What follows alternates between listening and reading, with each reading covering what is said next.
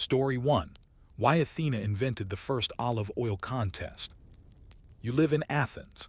Not the marble Athens of statues and philosophers, but the dusty, sun-bleached Athens of worn sandals and dry mouths. You are not a general or a poet. You are a person who wakes up with the sun because the shade hasn't reached your house yet. You spend your life with your hands in the soil, or wrapped around wooden tools, or on rough clay pots stacked in the corner of a warm storage room. And in that world, in that endlessly ordinary life, you know this. The olive tree is everything. It is not just a tree. It is your lamp at night. It is the crust on your bread. It is the salve on your wounds. It is the sheen on the statues of the gods and the offering you leave to them when words feel empty. It is not sacred because of Athena. Athena is sacred because she brought the olive. This is not a dramatic myth. There is no hero slaying a beast here. This is the slow, generational victory of usefulness over spectacle. The soil that doesn't care about you. The land around Athens Attica is not fertile in the way stories like to imagine. The soil is thin, often rocky, and rarely kind. If you try to grow wheat or barley, you'll have to beg the gods and the rain. But the olive tree shrugs and grows. It twists itself into the earth like it's anchoring a promise. It does not rise quickly. The olive tree is patient. It takes over a decade to bear good fruit, and even then it may sulk in dry years. But once it grows, it doesn't die. There are olive trees around Athens believed to be centuries old even in the time of Plato. You could plant one and know it would feed your grandchildren. That's the quiet miracle, not lightning from Zeus, not a spear from Athena, just food that returns year after year if you let it. How olive oil was actually made. It's not simple. It never is. You don't just press an olive and collect oil like honey from a comb. First, you pick the olive slowly by hand so the branches don't bruise. Some are left to ripen until dark purple, some picked green depending on what oil you want. Then the crushing begins. Usually with a large, heavy stone wheel turned in a shallow basin. It crushes the fruit, pit and all, into a coarse mash. The mash is scooped and wrapped in coarse fiber mats. The mats are stacked and pressed slowly, usually with a wooden lever weighted by stones or pulled down by ropes. The thick greenish liquid that seeps out is not pure. It's mixed with water and sediment. You let it sit. After hours or days, the golden oil floats to the top. You skim it off. This is your life, waiting for oil to separate from water. This is not dramatic. This is not epic. This is survival by repetition. What olive oil was for. You don't use olive oil only for food. In fact, much of it isn't for eating. If you're poor, and most people, where your main use for olive oil is lighting. You fill a clay lamp with oil, place a simple wick inside and light it. It smokes a little, but it burns. And when the sun sets early and you still have to cook or finish spinning wool or do anything at all, that light matters. Rich homes burn finer oil. Poor homes might burn the dregs, the bitter, acrid leftovers from lesser olives. You also use olive oil to bathe. Not soap, not water first. Oil. You rub it on your skin and scrape it off with a curved tool called a strigil. It lifts away the sweat, the dust, the grime. Athletes do this too in the gymnasium, where olive oil flows like water never could. You anoint statues with oil. You anoint the dead with oil. You cook with it when you can afford it. You dip bread in it when you cannot. And always you trade it. In great, round clay amphorae, sealed with wax and marked with the seal of the city. Athenian olive oil is known across the Aegean, not because of some magical property, but because the Athenians mastered branding before the modern world had a word for it. Their oil traveled. Their symbol traveled with it. Athena's contest. You've heard the myth, but you live the aftermath. The story goes like this. Poseidon, god of the sea, and Athena, goddess of wisdom, both wanted to be patron of a new city. To win, they would each offer the people a gift. Poseidon struck the rock with his trident and brought forth a spring of salty water, or, in some versions, a horse. Useful, yes, but loud, aggressive, and ultimately temporary. Athena planted the first olive tree. It gave food, fuel, balm, and light. It asked for patience, but it gave forever. The people, or more likely, the city elders, chose Athena, and the city was named Athens in her honor. But what the myth doesn't tell you is why this mattered so deeply. Why the olive tree wasn't just a better gift, but a foundational one. It's because it didn't just change the city's name. It changed its economy. The slow rise of an olive economy. Olive oil isn't just useful, it's valuable, especially when stored well, especially when exported far. By the 6th century BCE, Athens was exporting oil in large quantities. The government began standardizing weights and measures, ensuring that an Athenian amphora of oil meant something. Olive trees became regulated. Cutting down one, especially one deemed sacred, was punishable. In fact, in the time of Solon, the law forbade the cutting of more than 2 trees per year per olive grove. That's how important they were. Not wheat, not wine, the olive, quiet, twisting, old. Landowners turned their attention to olive groves. Families passed them down. Oil became wealth that grew on trees. But this wasn't fast. Nothing about olives is fast. A field converted to olive trees wouldn't see proper yield for a generation. But the Athenians, wise or stubborn, planted anyway. They were building not for now, but for always. Sacred groves and bureaucratic trees. Some olive trees were not just useful, they were holy. The original olive tree of Athena was said to grow on the Acropolis, near the Erechthian temple. When the Persians sacked Athens in 480 BCE and burned the Acropolis, legend holds that the olive tree was destroyed. But the next day, it sprouted again. Whether that happened or not, the story was useful. The olive tree became a symbol of resilience. Groves of these Morii, sacred olives believed to descend from Athena's original tree, were protected by law. They were counted, catalogued, and inspected by officials known as epimeleti. They weren't private property. They belonged to the city. To the gods. If one went missing, there was an investigation. If one was cut, there could be exile. Imagine being banished not for treason or theft, but for harming a tree. The first contest was a survival strategy. So maybe Athena's gift wasn't a divine whim. Maybe it was a coded message. Choose the thing that lasts. Poseidon's wave crashes and recedes. The horse runs and tires. The olive tree roots and stays.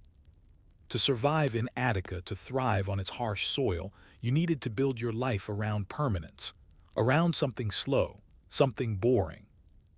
Athenian greatness, its ships, its democracy, its philosophy was greased, quite literally, by oil. Without olives, lamps don't burn, muscles go sore, bread goes dry, offerings go unmade. You don't think about this when you walk past a grove. You see twisted trees and gray leaves. You don't hear Athena, but she's there, in the oil on your table and the lamp in your room. And maybe that's the real myth, not a battle, not a contest, but a quiet lesson. That the things worth worshipping are the things that grow slowly, feed many, and last beyond your lifetime. But still, you might wonder, if Athena won the contest so clearly, why did the olive tree need defending, regulating, and constant attention for centuries after? You might think the contest ended the moment Athena planted her olive tree, that the gods went home, that the people clapped politely and built temples. But contests in the ancient world rarely ended. They changed shape. They crept into law, into trade, into who could own what, and who had the right to touch which tree. The real contest wasn't between gods. It was between people and power, between land and law, between the simplicity of planting a tree and the complexity of owning one. This is the story of how that first olive oil contest never really ended. It just got buried under paperwork, lawsuits, punishments, and taxes. Who owned the olives? In ancient Athens, land ownership was a complicated subject. There were private groves, public groves, and sacred groves. And within those distinctions were more sub-rules. Some olive trees, especially the Morii, were believed to be sacred descendants of Athena's original gift and were technically the property of the city, regardless of whose land they grew on. Let that settle in. A tree could grow on your land, but you weren't allowed to cut it, move it, or sell its oil unless you were authorized. The city had officials epimeletai ton morion whose job was to inspect these sacred trees, check for damage, and ensure they remained undisturbed. If one was cut down or damaged, an inquiry followed. If you were found guilty, you could face exile, property confiscation, or worse. The line between sacred and practical was policed, sometimes literally. There are records of olive tree counts, not harvest counts, tree counts. Their number was tied to taxation and legal disputes. Farmers sometimes sued neighbors over tree damage. In one case, a landowner was accused of poisoning another's olive trees not to destroy them, but to reduce the quality of the oil and lower its trade value. Even in death, an olive tree could cause trouble. Oil and the economy. By the 5th century BCE, olive oil was more than food or fuel. It was a medium of exchange. The Athenian economy was deeply tied to exports, and one of the most valuable was olive oil, especially the high-grade oil stored in the distinctive Panathenaic amphorae, large clay jars, painted with Athena on one side, and scenes of athletic contests on the other. These jars weren't decorative, they were currency. Winners of the Panathenaic Games received amphorae full of the city's finest oil. The jars themselves became recognizable symbols of quality. Owning many wasn't just about wealth.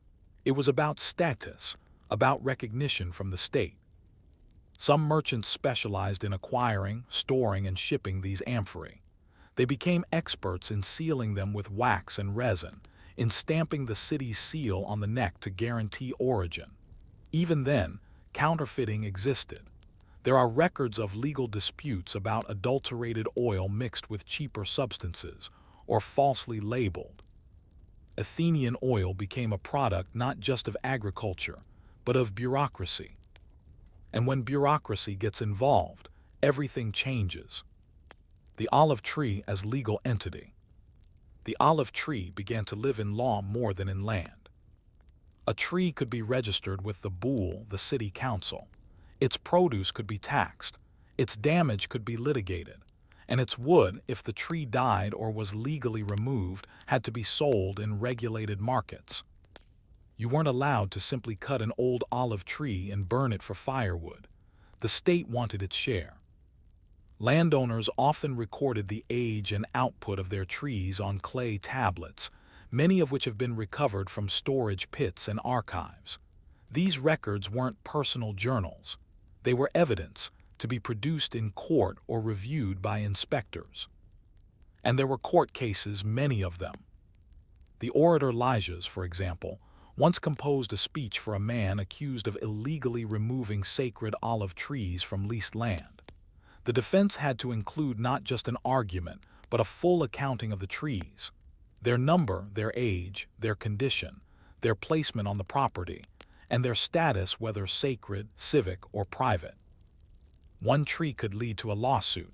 A grove could lead to ruin. Olives in war. Even war didn't stop the olive oil contest. When Sparta invaded Attica during the Peloponnesian War, one of their tactics was simple: destroy the crops. But they didn't just burn wheat fields. They tried to cut down olive trees, especially the sacred ones. The goal was psychological and economic. Kill the trees and you kill the economy for a generation. It wasn't just a military act. It was agricultural sabotage. But there was resistance. During these times, Athenians would hide or protect trees. Some even risked death to defend groves or to replant what was lost. And after the war, the first order of business in some regions was not rebuilding walls, but restoring olive production. You rebuild your culture through oil, quietly, patiently. just like Athena intended. The guilds and workers behind the oil. No one talks about the people who actually made the oil. The pickers, the crushers, the pressers. These were usually slaves, medics, resident foreigners, or landless citizens. Harvesting olives required timing. Pick too early and the oil is bitter. Pick too late and it spoils. The best time was often right before winter, when the rain started and the olives were soft but not bruised. Workers climbed ladders or used hooked sticks to pull olives down gently. Others crawled beneath the trees, gathering fallen fruit. They worked long hours with sore backs and scratched arms. At the press, it got worse. Crushing stones were heavy and required constant turning. The mats used to press the pulp stank after a few uses and had to be cleaned or replaced. The work was greasy and repetitive. And then there was the watching. Oil had to settle in large vessels, ceramic or stone, and the separation took days. You had to skim the surface repeatedly, removing water and sediment. A single batch might take weeks from harvest to usable oil. And all the while, the officials might stop by. Inspectors checked quality, cleanliness, even the shape of the jars. Some workshops kept false records or mixed batches to pass inspections. Others, more honest, just worked slowly and hoped the oil came out right. They weren't part of Athena's myth, but without them, her tree would have been useless. Women and oil. In domestic spaces, olive oil was women's work. They stored it, used it, rationed it. In richer homes, they managed inventories. In poorer ones, they made decisions about whether to cook with oil or save it for light. In religious life, women used oil in rituals, especially in honoring Athena and Artemis. Lamps were lit during festivals and oil was poured as libation. Even funeral rites involved oil, anointing the body, lighting lamps for the dead. Some women made their own oil-based ointments, mixing it with herbs, flowers, or ashes. These were used for the skin, for medicine, and for ritual purification. Though they didn't own the trees, they managed the meaning of oil in the home. Athena's gift, in that sense, flowed through female hands most of all. The changing tree. Over time, olive trees changed shape not physically, but metaphorically. They stopped being just trees and became signs. Signs of order, signs of law, signs of the city. In early Athens, olive groves were sparse and practical. By the Hellenistic period, they were symbols. Landowners used groves to signal wealth. Philosophers used groves as spaces for teaching, most famously, the olive grove of the Academy where Plato taught. Even when the Roman Empire absorbed Greece, it kept the oil. Athenian oil still had value. Roman bathhouses used it. Roman cooks prized it. Roman officials taxed it. And still, olive trees were being counted. Was it ever really about the gods? The longer you live in Athens, the more you realize something. The myths are explanations, not causes. Athena didn't invent the olive tree, she explained it. She framed it. She made it sacred so that it could be protected, so it would outlast empires. Because the real contest wasn't against Poseidon. It was against time, against weather, against poverty. And Athena won not by force but by slowness, by endurance, by making a tree that taught you to wait. But there's still a question. If the olive tree was so central to Athens economically, spiritually, and culturally, how did it survive centuries of conquest, theft, drought, and even apathy? How did something so rooted avoid being forgotten? You've seen trees cut down before. A storm pulls one sideways and it cracks. An army marches through and burns the rest. Drought starves them from the root upward. Even the olive tree, which outlives most things, can fall. But still, there's something about it, some quality of endurance that makes it feel less like a crop and more like a witness. This final section tells the story of the olive tree after the myth, after the golden age of Athens, after the Roman conquest, and even after the gods themselves had faded from everyday life. Because the contest that Athena started wasn't just for the ancient Greeks. It was for time. And time, unlike Poseidon, never stops testing what you planned. After Athens fell, by the time Rome took control of Greece in the 2nd century BCE, much of the old Athenian world had already shifted. The democracy was no longer purely democratic. The temples still stood, but the rituals were thinner, more performative. Philosophers wandered in quiet groves, but their audiences grew smaller. And yet the olive groves remained. Not by chance, but because Rome needed them. The Romans had their own olive trees, of course, especially in Italy and parts of North Africa. But Athenian olive oil had a reputation that Rome, ever pragmatic, knew how to exploit. The amphorae kept coming. The presses kept turning. Roman administrators preserved the old Athenian laws about sacred trees. They even adopted some for their own cities. Where Athens had once enforced olive protections through civic pride, Rome did it for logistics and taxation. Some trees were named. Some groves were catalogued in Roman census scrolls. Archaeological digs have uncovered layers of Roman oil vats built atop older Greek foundations. The olive tree had survived conquest not because it resisted, but because it adapted. The olive as memory. Something strange happens when a tree lives long enough. It becomes a memory that speaks louder than the people who planted it. By the Byzantine period, Christianity had reshaped the region. Pagan temples were converted or abandoned. Athena's name was whispered only in stories. The Acropolis became a Christian site, then a military post, and eventually a tourist attraction. But the olive tree, still growing. Christian monks tended groves around monasteries. Olive oil was now used to anoint the sick, the baptized, the dead. Lamps still burned. Bread was still dipped. The purpose had shifted, but the function remained. In Byzantine medical texts, you'll find references to oil infusions, olive oil mixed with garlic, myrrh, or vinegar to treat wounds or stomach pain. The same oil Athena had offered as a gift was now part of monastic first aid kits. And while the goddess was gone, her tree had become part of the Christian world.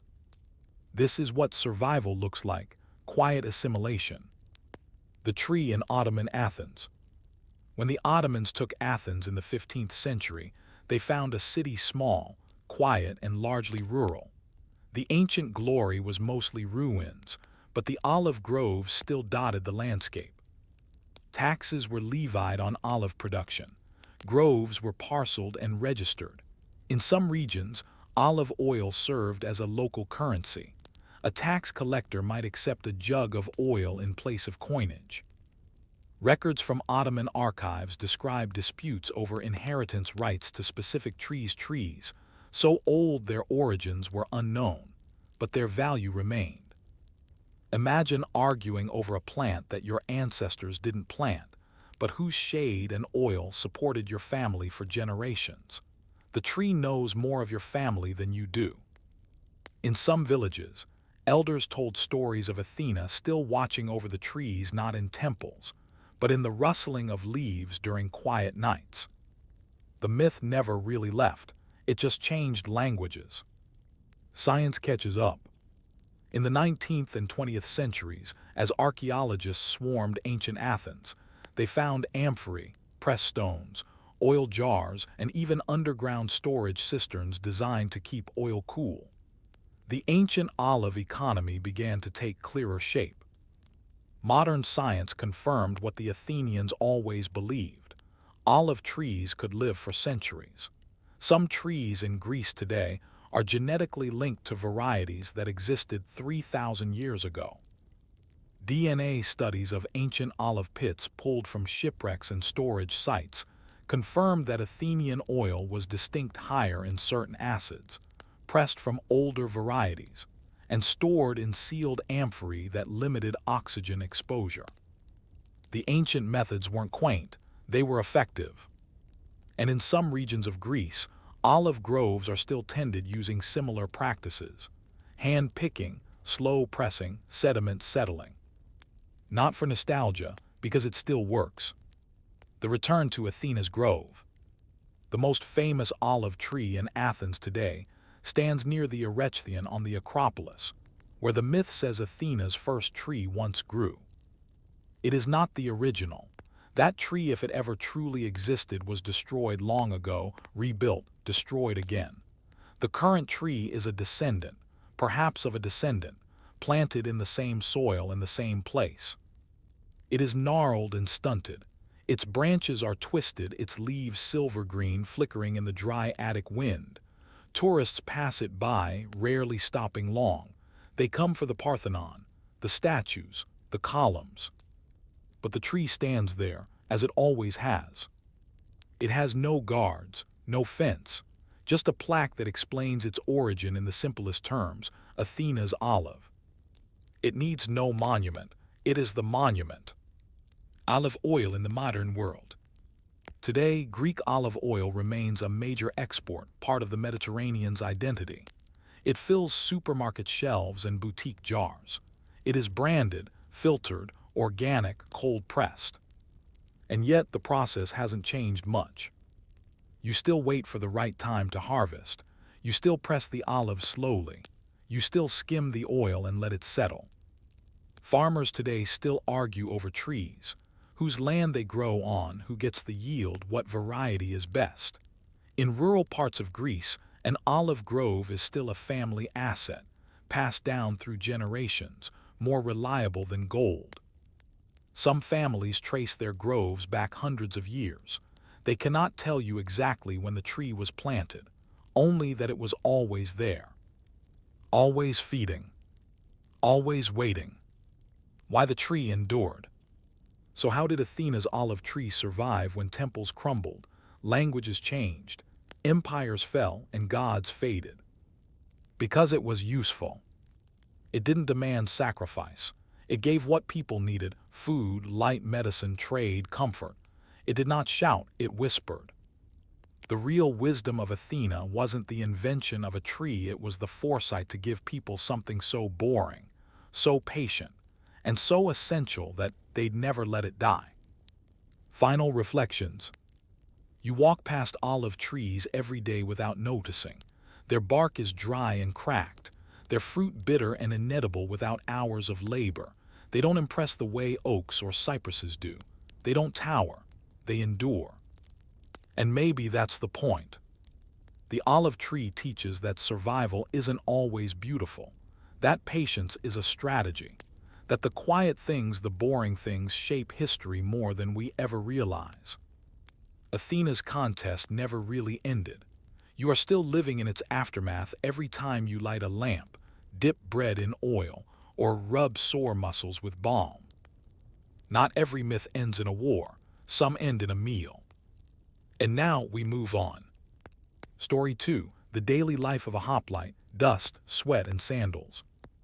You might imagine a Greek hoplite as a bronze-clad warrior, frozen mid-stride on a painted vase, shield raised, spear extended. Heroic, stylized, noble. But that's not what being a hoplite felt like. Being a hoplite meant heat, noise, and long hours of standing still. It meant the weight of armor on a bruised shoulder. It meant worrying about your sandals, or your knees, or whether your family would finish the harvest while you were away pretending to be brave. It wasn't a full-time job. It was a civic duty done by farmers, potters, merchants, and even poets. Men who weren't soldiers until someone told them they had to be. And so the question isn't what a hoplite did in battle. The question is, what was his life like before the trumpet sounded? Who became a hoplite? In ancient Greece, especially during the classical period, 5th–4th century BCE, the hoplite class wasn't the elite, it was the middle. To be a hoplite, you had to provide your own equipment: a spear, a shield, a helmet, greaves for your shins, and a breastplate or a thick linen tunic, linothorax, if you couldn't afford bronze. That cost money, enough that you weren't poor, but not enough that you didn't feel the cost. Most hoplites were landowners. Not aristocrats with estates, but men with a few acres of olives or grain. Some were craftsmen, others merchants. All citizens because citizenship meant both privilege and obligation. You didn't just get to vote in the assembly. You had to stand in the line when your city called. Training or the lack of it. There was no standing army in most Polish city-states. There was no boot camp, no barracks. Boys trained in the gymnasium, learning to run, wrestle, and throw javelins. But actual hoplite drills, they came later if at all. When the city declared war or prepared for defense, a list was made. Hoplites were summoned. Men who hadn't touched a spear in years oiled their helmets, checked their shields, and hoped nothing was too rusted. Some cities like Sparta trained their men from youth. But Athens, Corinth, Argos, most men learned in the field, from neighbors, from memory. There were drills, marches in formation, practice with shield walls, but no one mistook this for professionalism. You trained because you had to, not because you wanted to. The armor, weight, fit, and pain. Let's talk about the armor, not the myth of it, but the physical experience. A full hoplite kit could weigh anywhere from 50 to 70 pounds. The Aspie's round shield alone weighed 15-20 pounds and was held with one arm strapped across the inside. That meant your left shoulder bore most of its burden, and over time, it hurt. The shield was made of wood, often faced with bronze. It was not light, and it wasn't just defensive, it was part of the formation, protecting the man next to you. Then came the helmet. Typically bronze, it enclosed your head and cheeks. It limited your vision, your hearing. It made breathing harder. In hot weather and Greece is often hot, it felt like walking with your head in a kettle. Some men wore breastplates of solid bronze. Others wore layered linen or leather. The poorer might wear nothing at all beyond their tunic. And for the legs, bronze greaves molded to fit, tied in place. When you wore the full kit and tried to walk for miles on uneven terrain, your feet blistered, your back stiffened, and your breathing changed. The myth shows glory. The man felt grit. The spear and the sword. The primary weapon of the hoplite was the dory, a spear about 7 to 9 feet long, with a leaf-shaped iron head and a bronze butt spike called a sauroder, the lizard killer. The sauroder wasn't just decorative. It allowed you to plant the spear in the ground or reverse it to stab down enemies. The spear was used with one hand. You needed the other for your shield. It wasn't thrown. It was thrust overhand or underhand. Most men didn't practice enough to perfect either. And if the spear broke, you pulled out a short sword, the xiphos, curved or straight, barely 2 feet long. It wasn't for dueling. It was for finishing. But few hoplites relied on it. If you were using the sword, things had already gone badly. Preparing for the campaign. When the city declared a campaign against a neighboring polis, or to defend a colony, or to support an ally, you prepared like a man going on a long work trip. You packed not just your armor but food, dried figs, barley bread, onions, salted fish, maybe wine mixed with water in a skin. You brought spare sandals, a cloak, perhaps a wool blanket. If you had a slave, he carried your gear. If not, you did. Mothers, wives, and daughters prepared bundles. Some sewed tokens into clothing. Some burned incense. Many simply said nothing. No one knew how long you'd be gone. Weeks, months. You didn't pack like a soldier. You packed like a man who might return to a half-harvested field. The march. Most hoplites didn't ride to war. They walked, in long columns, over dry roads, along dusty goat paths. You walked in formation, but not always in silence. There was talking, joking, complaining. A lot of adjusting straps, wiping sweat, and checking to make sure your sandals weren't falling apart. If your city was wealthy, the march was supplied. If not, you carried your food or bought it along the way. Some cities issued rations. Others left you to manage. There were songs, not battle songs, marching songs. Simple rhythms to keep the feet moving. And every step brought you closer to that moment, when walking stopped and fighting began. Fear and pretending. No one likes to talk about the fear, but it was there. You weren't a warrior. You were a man with debts, a sick father, or a stubborn olive grove. You worried about whether the rain would ruin the next crop. Now, you worried whether the man across from you would drive a spear through your chest. Some veterans were calm, most weren't. The silence before battle wasn't stoicism, it was calculation. Some men fidgeted with their straps, others told quiet jokes, some vomited behind bushes. But no one wanted to look afraid, because looking afraid could shame your family, your tribe, your name. So everyone pretended and hoped it was enough. Shield wall dreams. The phalanx wasn't a perfect machine. It was a bunch of sweaty, anxious men trying to move in the same direction without tripping. You were expected to hold your shield so that it overlapped with the man to your left, protecting his exposed side. He, in turn, did the same for you. This meant your safety depended on your neighbor's courage. You practiced staying in line, moving as one. But on uneven ground, in the noise and dust, everything blurred. The phalanx only worked if everyone believed in it. The moment someone ran, the line collapsed. So before the fight you listened. To speeches maybe, to drums or trumpets. But mostly you listened to each other, your friend clearing his throat, your cousin adjusting his strap. No one said it, but everyone thought it. Will I run? Glory was rare. You didn't go to war for glory, that was for poets. You went because you had to, because your city told you to, because your land might be taken, because not showing up meant shame. In the phalanx, there was little room for heroism. The man who broke ranks usually died. The man who charged ahead alone was abandoned. Glory, if it came, was accidental. More common were broken noses, crushed toes, and joints that ached for the rest of your life. Some came home limping. Some didn't come home at all, and the city moved on. There was no pension, no monument for the average man. Only memories, and those, too, faded. So why do it? That's the real question, isn't it? If being a hoplite was hot, heavy, dangerous, and mostly thankless, why did so many men show up? Because the polis was bigger than the man. Because your field, your family, your freedom depended on the shield wall holding. Because deep down, every man believed that if he didn't show up, everything might fall apart. And because Athena, yes, her again watched over more than just olive trees. She watched over the line. But now that you know how a hoplite became a hoplite, what he carried, what he feared, what he prepared for, you might still be wondering. What happened when the trumpet sounded and the march turned into battle?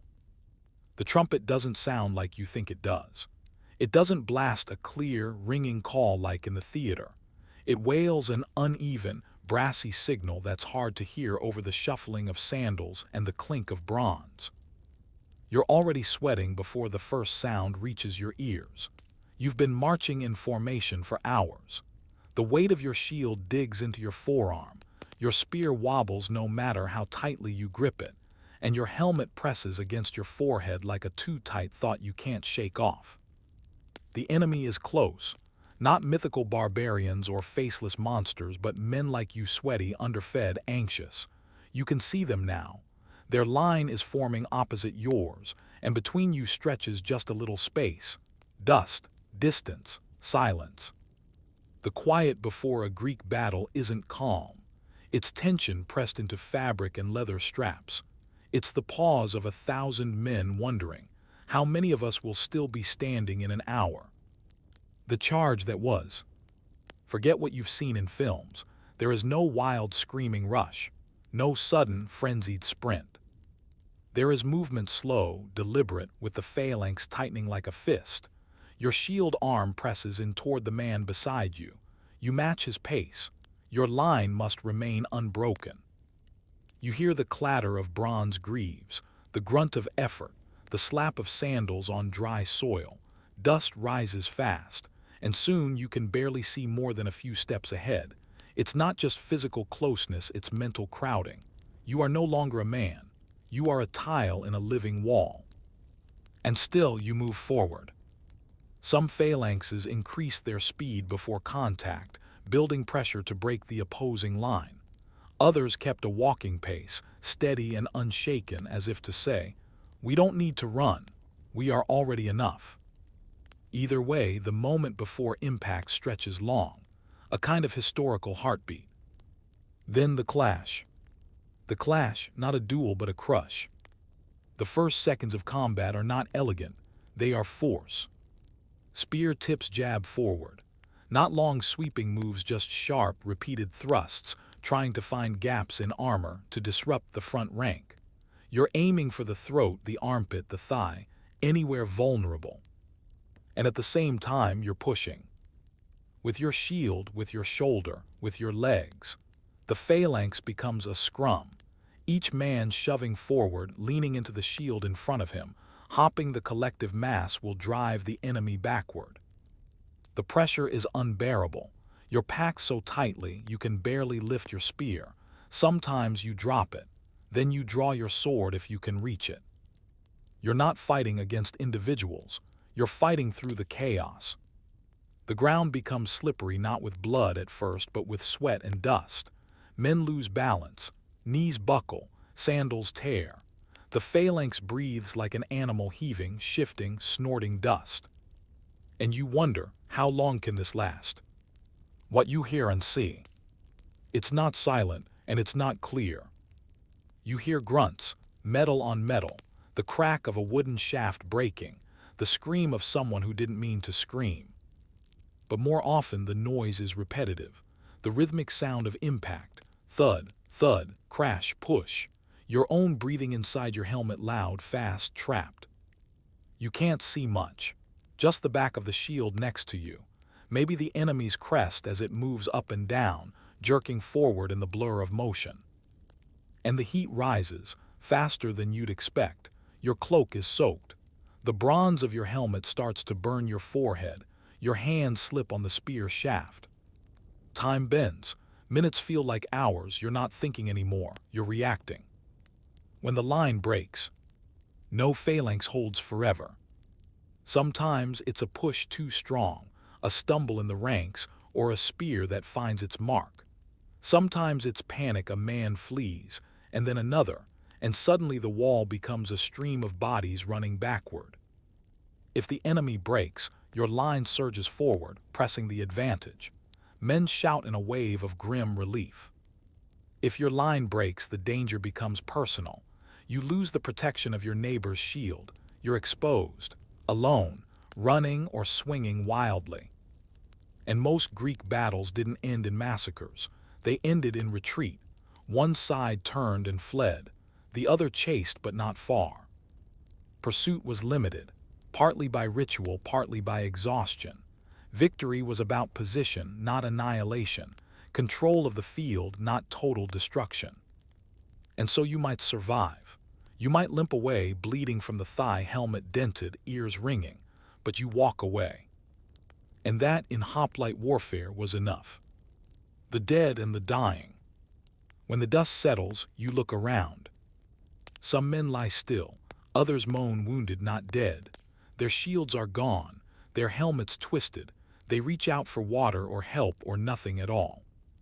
The battlefield is strewn with spears, broken swords, sandals, and silence. And then the work begins. Cities agreed on a truce, usually the next day, to retrieve the dead.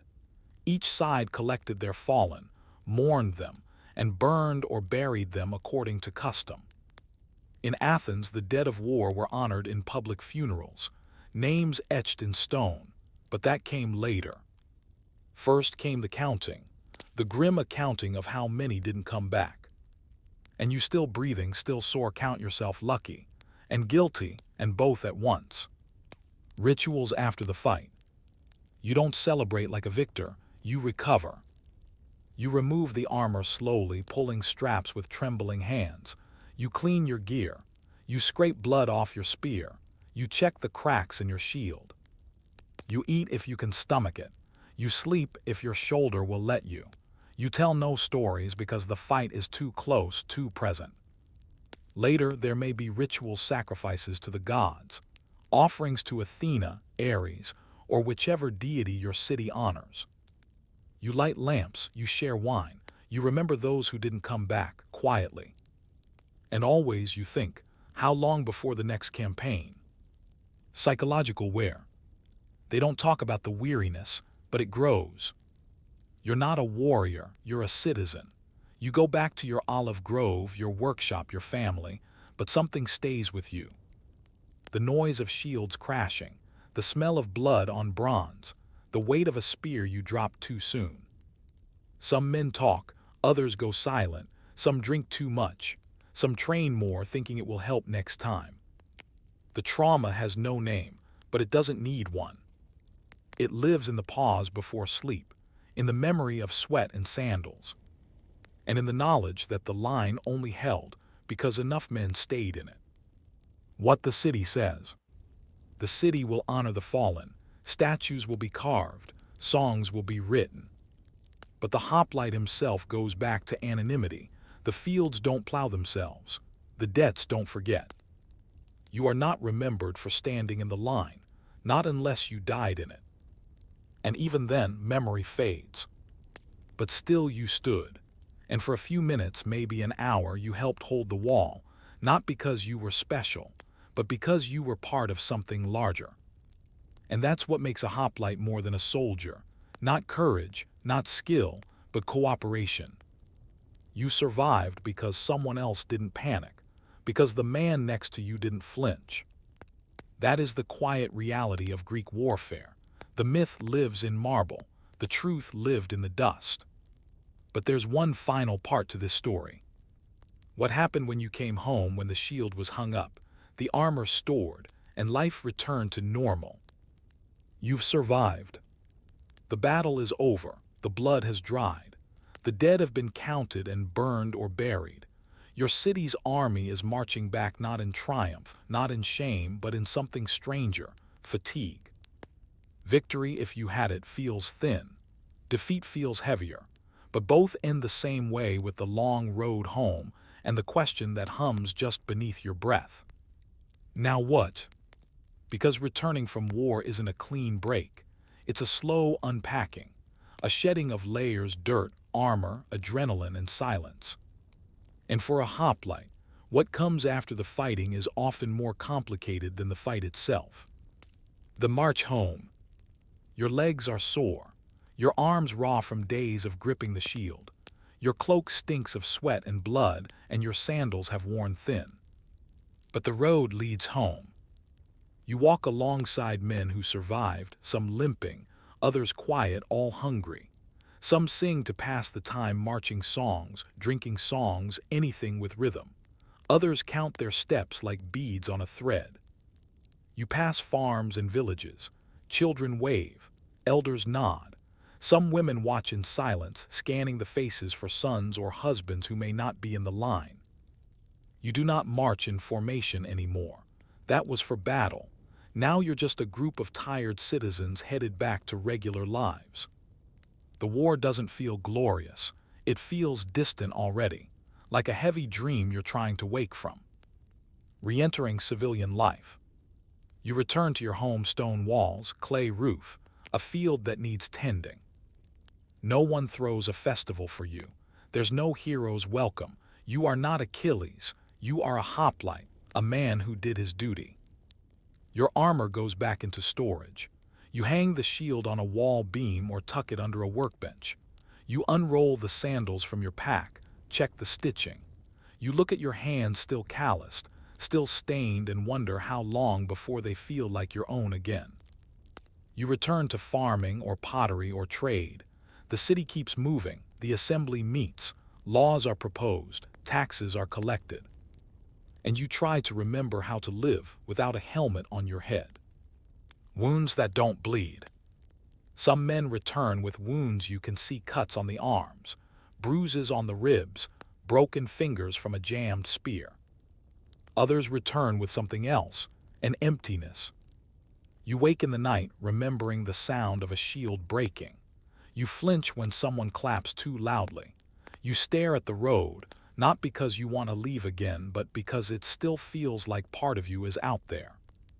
There's no word for this in ancient Greek, no trauma or PTSD, but it existed. Men who returned from war often drifted in behavior, becoming quiet, distracted, aggressive, or simply numb. Some drank more. Some visited temples more. Some worked their fields until their hands bled. You were expected to return to your place, to be as you were. But you were. The civic rituals of return. Athens, at least, tried to offer structure. Each year after a campaign, the city held the Demotion Sema, the public funeral for those who died in war. Their names were carved into stone steels. A speech was given like Pericles, famous funeral oration praising the dead and exhorting the living. But you, the survivor, stood in the crowd. You listened. You remembered. You tried not to think of the man who stood beside you in the phalanx, the one who didn't return.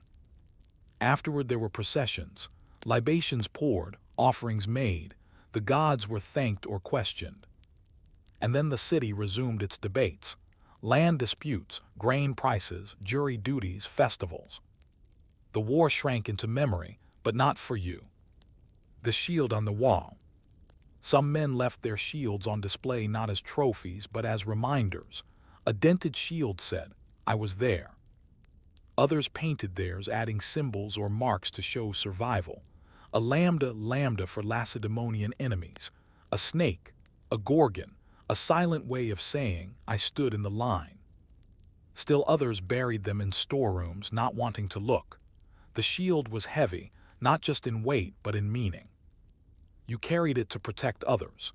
Your safety depended on the man beside you. And when that chain broke, when someone failed to hold, you never forgot.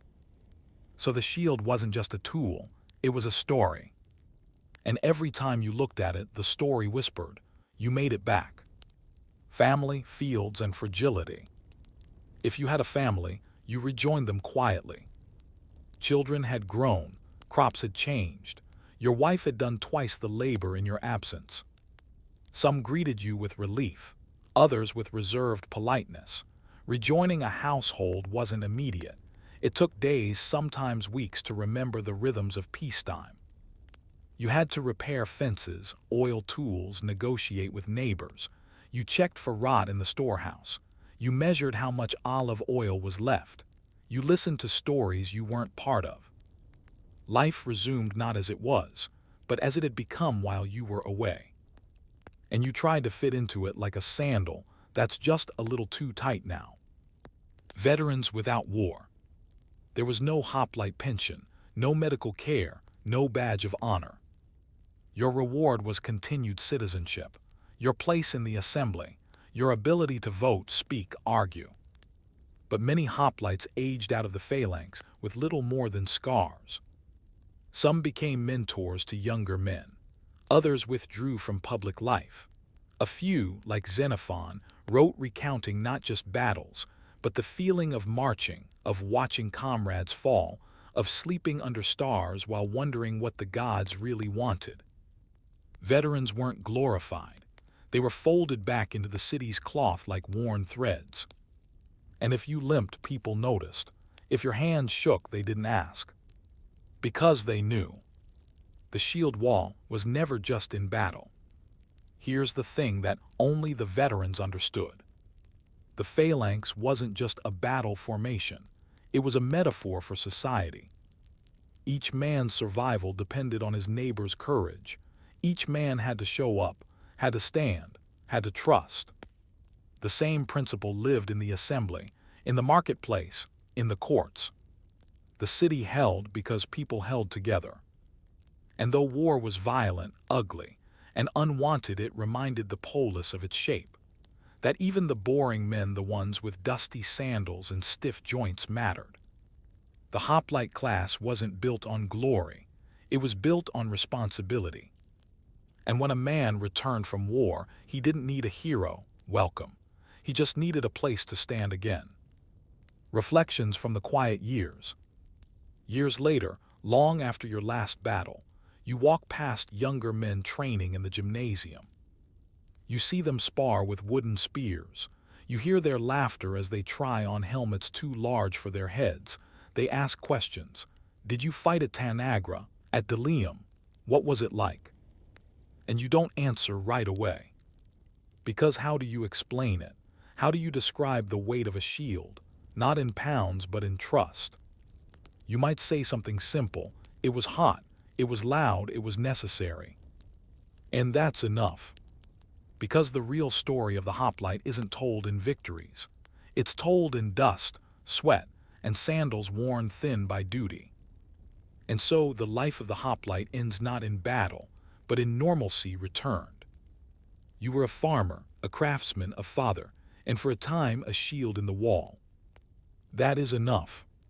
Story 3. Counting stones, the boring invention of democracy. You are not a philosopher. You are not a statesman.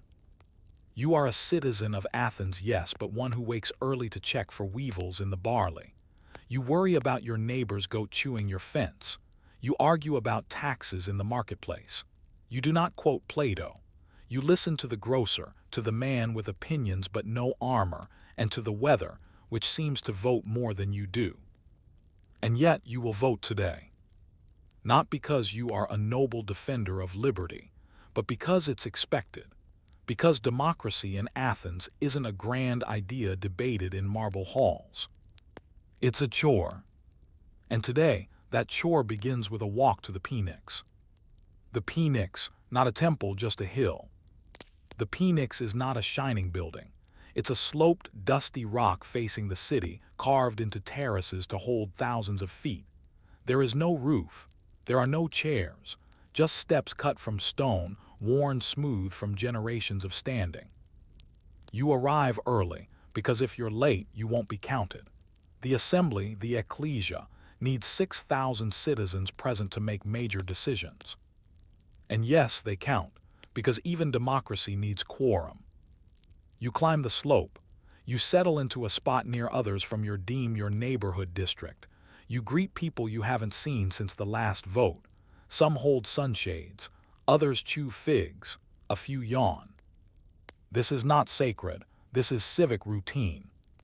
Who gets to be here? Only adult male citizens. No slaves, no women, no medics, resident foreigners, no one under 18. Citizenship isn't just about where you were born. It's who your parents were. Whether your father registered you as a citizen when you came of age. Whether you served your time training in the Ephebic Corps. Roughly 10% of Athens' population qualifies. Maybe 30,000 men. Of those, only a fraction show up regularly. But for major decisions, laws, ostracism, declarations of war, you are expected to be there. And if not, well, the Scythian archers might find you. The red rope policy. Scythian slaves archers without arrows carry a rope dipped in red dye. If the assembly hall isn't filling fast enough, they patrol the agora, stretching the rope through the crowd. Anyone who gets the red stain on their tunic is fined for not attending. Yes, democracy includes rope-based guilt. You don't want the red mark. It says, I didn't show up for the city. And so here you are, tired, barefoot, holding your voting pebble, ready to shape the fate of Athens by standing in the sun for hours. Speaking to the crowd. There is no elected speaker. Any citizen can step forward and address the assembly. That sounds noble, but the reality is more rigid. The first to speak are usually the same. Older men, experienced orators, those who know how to turn a phrase and rouse the crowd. They step onto the bema, the speaking platform, and begin with, "Who wishes to speak?" Sometimes the crowd cheers. Sometimes they groan, some listen, others chat. This is not silence and order democracy. This is thousands of men on a hillside, fidgeting in the heat, half listening until someone says something interesting or infuriating. The voting system, stones and shards. You vote not with ballots but with pebbles. Two identical urns are set out. One is the yes jar, One is the no. You drop your pebble into one. The pebbles are later poured out and counted by hand. There are no names, just totals. You don't know who voted what, only what the majority decided. For ostracism, the practice of exiling someone for 10 years without trial, you use pottery shards, ostraka. You scratch the name of the person you want gone into the shard. If enough people agree, the man must leave Athens for a decade. Not because he committed a crime, but because the city is tired of him. The shards pile up in clay bins. They are later counted, and the unwanted man is informed. Ostracism isn't emotional, it's bureaucratic. What you vote on. Today, the assembly is voting on 3 issues. Whether to send troops to support an ally in Thrace. Whether to build a new fountain in the Agra. Whether to ostracize a popular politician whose influence is growing too fast. None of this is dramatic. There are speeches, arguments, shouts of support, calls for silence, a few references to past battles, a few personal jabs, someone quotes Homer, someone else boos. But mostly it's slow. Athenian democracy is not passionate revolution. It is administrative maintenance. And as you sit and squint toward the bema, you wonder if the fountain really matters. The clepsydra, democracy on a time limit. Each speaker has a set amount of time measured by a clepsydra, or water clock. A jar with a hole at the bottom slowly drains, and when the water runs out, the speech ends. There are no extensions, no applause breaks, just gravity and time. The clock doesn't care how wise your words are. When it empties, so does your voice. And so the assembly moves forward, slowly, predictably, pebble by pebble, word by word. You don't cheer, you don't cry, you just vote. The danger of demagogues. Occasionally, someone speaks too well. A charismatic speaker, a demagogue, can rile the crowd, promise simple solutions, blame the rich, blame the poor, blame Sparta, blame anyone but the voters themselves. You've seen it before. A silver tongue convinces thousands to vote for war, then vanishes when the bodies return. Democracy isn't foolproof. It listens to whoever speaks loudest, clearest, longest. And sometimes it forgets. Which is why the city invented ostracism, not to punish, but to prevent. Even democracy needs a way to push people out. Boredom as civic virtue. No one tells you this, but democracy thrives on boredom. The debates are long, the arguments repetitive, the votes slow. And that's good.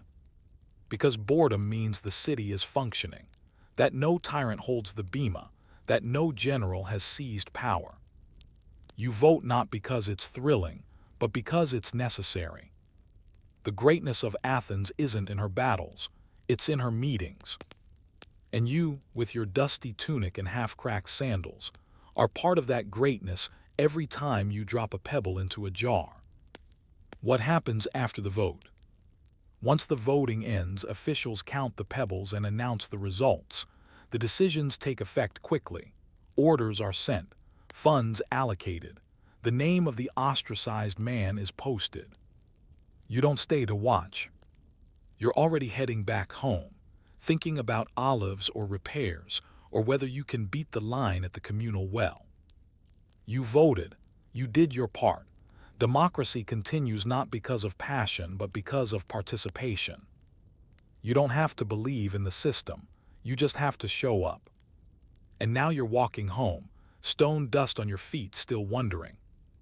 If a city can vote to exile a man who's done no wrong, is democracy really fair, or just the least unfair system anyone's tried? You cast your pebble, you scratched your ostracon, you listened to the speeches, waited for the counting, and walked home. Your part in democracy, small, anonymous, and routine, is finished for the day. But what happens next? Who tallies the pebbles? Who files the vote? Who enforces the outcome? Who keeps the city's files in order, manages the treasury, inspects the weights and measures, and tracks who's paid taxes and who hasn't? It's not the philosophers, it's not the generals, it's the bureaucrats. The men no one writes plays about. The ones who don't lead armies or deliver orations. The ones who carry ledgers, seal documents, and inspect granaries. The ones who keep the whole democratic experiment from crumbling under its own complexity. This section is about them. Because Athens didn't survive on ideals, it survived on systems. The city that runs on clerks. At its height, Athens had thousands of official roles, many of them filled by ordinary citizens, not professionals. That was the point. A democracy of citizens means the citizens must do the work. Each year, the city appointed hundreds of positions by lot. Yes, random selection. Using a device called a claroterion, names were drawn for everything from judges to auditors to inspectors of marketplaces. It wasn't faith in chance, it was fear of corruption. If officials are chosen at random, no one can bribe their way in. No one can plan too far ahead. Power stays unstable, which means it stays fairer. Of course, that also meant the man in charge of grain weights this year might have been a shoemaker last year. But that's what democracy looked like. The claroterion, randomness as a political tool. The claroterion was a slab of stone with rows of small rectangular slots. Citizens placed bronze identification tokens called pinakia into the slots. A tube on the side held black and white dice-like balls. A mechanism released one ball at a time. If it was white, the row served. If black, they didn't. The process was public, mechanical, and resistant to manipulation. It looked like a game, but it was deadly serious. It decided who judged court cases, who audited the city's finances, who held the keys to the treasuries. In modern democracies, we trust elections. In Athens, they trusted randomness. The men behind the numbers. Let's meet a few of the positions. The tamagoi, overseers of sacrifices and offerings. They didn't perform rituals, they managed the logistics. How much oil, which animal, who delivers it, when. The sitophilics, grain inspectors. They checked that weights were honest, that storage conditions were safe, and that merchants weren't gouging prices. They kept food fair. The agoranomoi, marketplace officials. They walked the stalls daily, making sure vendors used proper scales, that produce wasn't spoiled, that sellers weren't cheating. They settled disputes on the spot. The metronome, weight and measure regulators. They certified all official weights in the city, an early form of consumer protection. The euthenoi, the auditors. At the end of every public official's term, they reviewed accounts and could recommend penalties for misuse of funds. No office ended without scrutiny. And this is just the start. These weren't glamorous jobs, they were necessary. And the men who did them, citizens like you pulled by lot, paid a small stipend, expected to perform honestly, then return to regular life. Public accountability. Every citizen official had to submit to eutheny an accounting of their term, literally, a straightening out. If you had handled public funds, you had to show where every drachma went. If you were in charge of construction, you needed receipts, stone weights, worker counts, delivery logs. Failure to account for your time in office could mean fines or worse. This system was public. Your neighbors knew. Your tribe knew. You weren't just accountable to a distant king or an invisible god, you were accountable to everyone. Public service wasn't just honor, it was risk. Which meant you did the job carefully. Laws written on stone, not air. Athenian laws weren't secret. They were carved onto large stone slabs, stelae, and placed in public areas, often near the agora or assembly places. This ensured that no man could plead ignorance. The laws were complex, often layered with addendums, modifications, and clarifications. A single case might reference 5 different stele, some of them faded, some miscopied. And yet this was part of the democratic ideal, visible law. No elite priesthood holding scrolls. No whispered commands. You could walk up to a wall and read what your city had decided if you could read, that is. Literacy wasn't universal, but it was wider in Athens than in many other ancient cities. And that was deliberate. A democracy needs citizens who can read laws, even if it's boring. Especially when it's boring. The secretary of the council, the man who filed the future. Every year, one man was appointed as the Grammatius Secretary of the Bull Council. He recorded all decrees, preserved all records, transcribed laws, and kept official minutes of assembly meetings. His handwriting shaped the city's memory. He did not decide anything, he simply documented. And yet without him, nothing lasted. Athens didn't have digital archives. It had clay, papyrus, and stone, all fragile, all slow to produce. And yet the secretary's records defined policy, guided trials, and provided continuity. He was the boring hero of governance. And no one cheered for him. Public pay, democracy needs compensation. To encourage participation, Athens began paying citizens for public service small stipends called misthos. You could earn money for attending the assembly, serving as a juror, holding certain civic posts. The amounts were modest, just enough to buy food for the day, but it made a difference. It meant that a poor farmer could serve in court without starving, that a potter could take 2 days off work to inspect a market. This wasn't charity, it was infrastructure.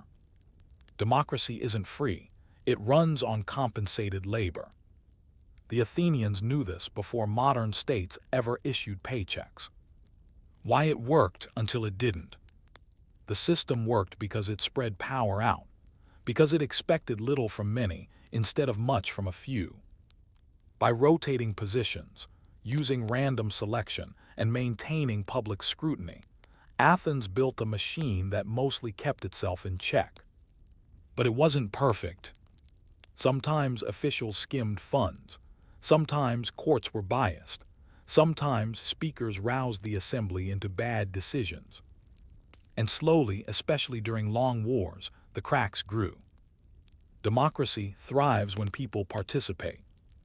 It frays when people get tired. The myth of the people decided. You'll hear it said, the people of Athens decided. But really, someone proposed. Someone wrote it down. Someone counted the votes. Someone enforced it. Democracy isn't a single voice.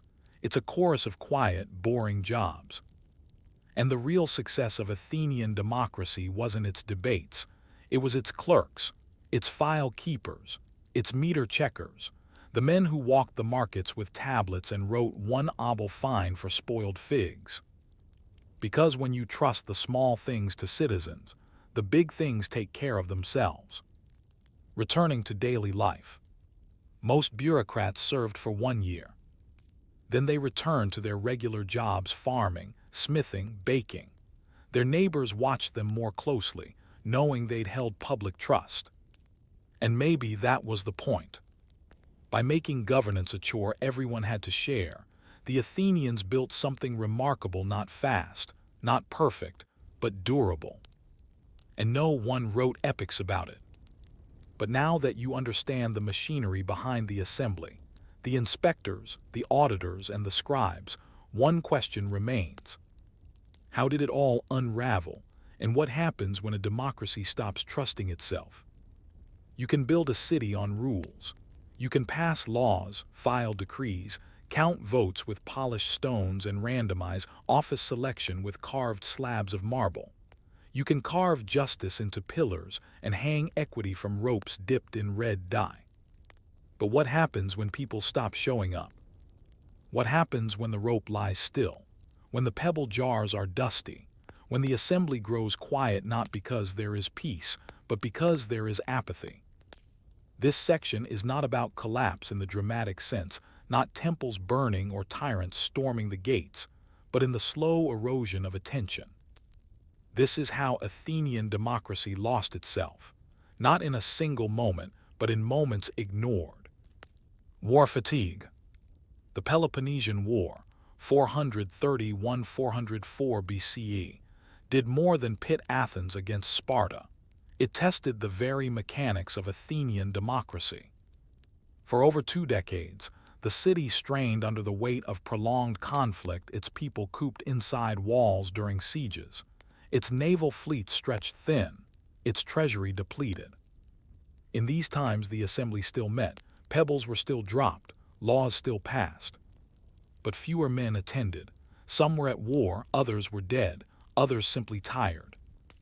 Imagine trying to vote on a new market tax when your family has lived through plague, famine, and 4 years without clean olive oil. Participation waned. With it, so did the collective strength of the system.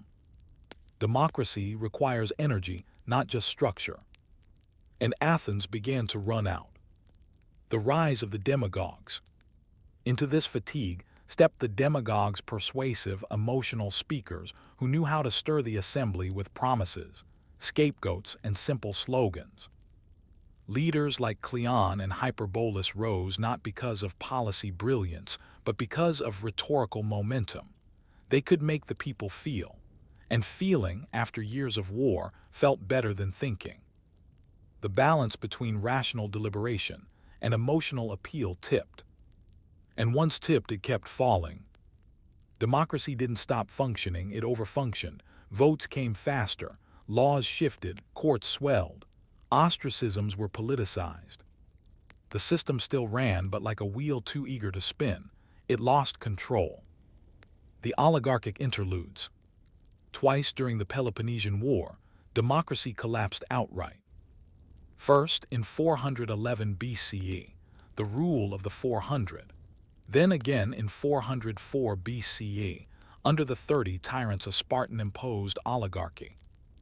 Both times the reasons were the same. People lost faith in the system.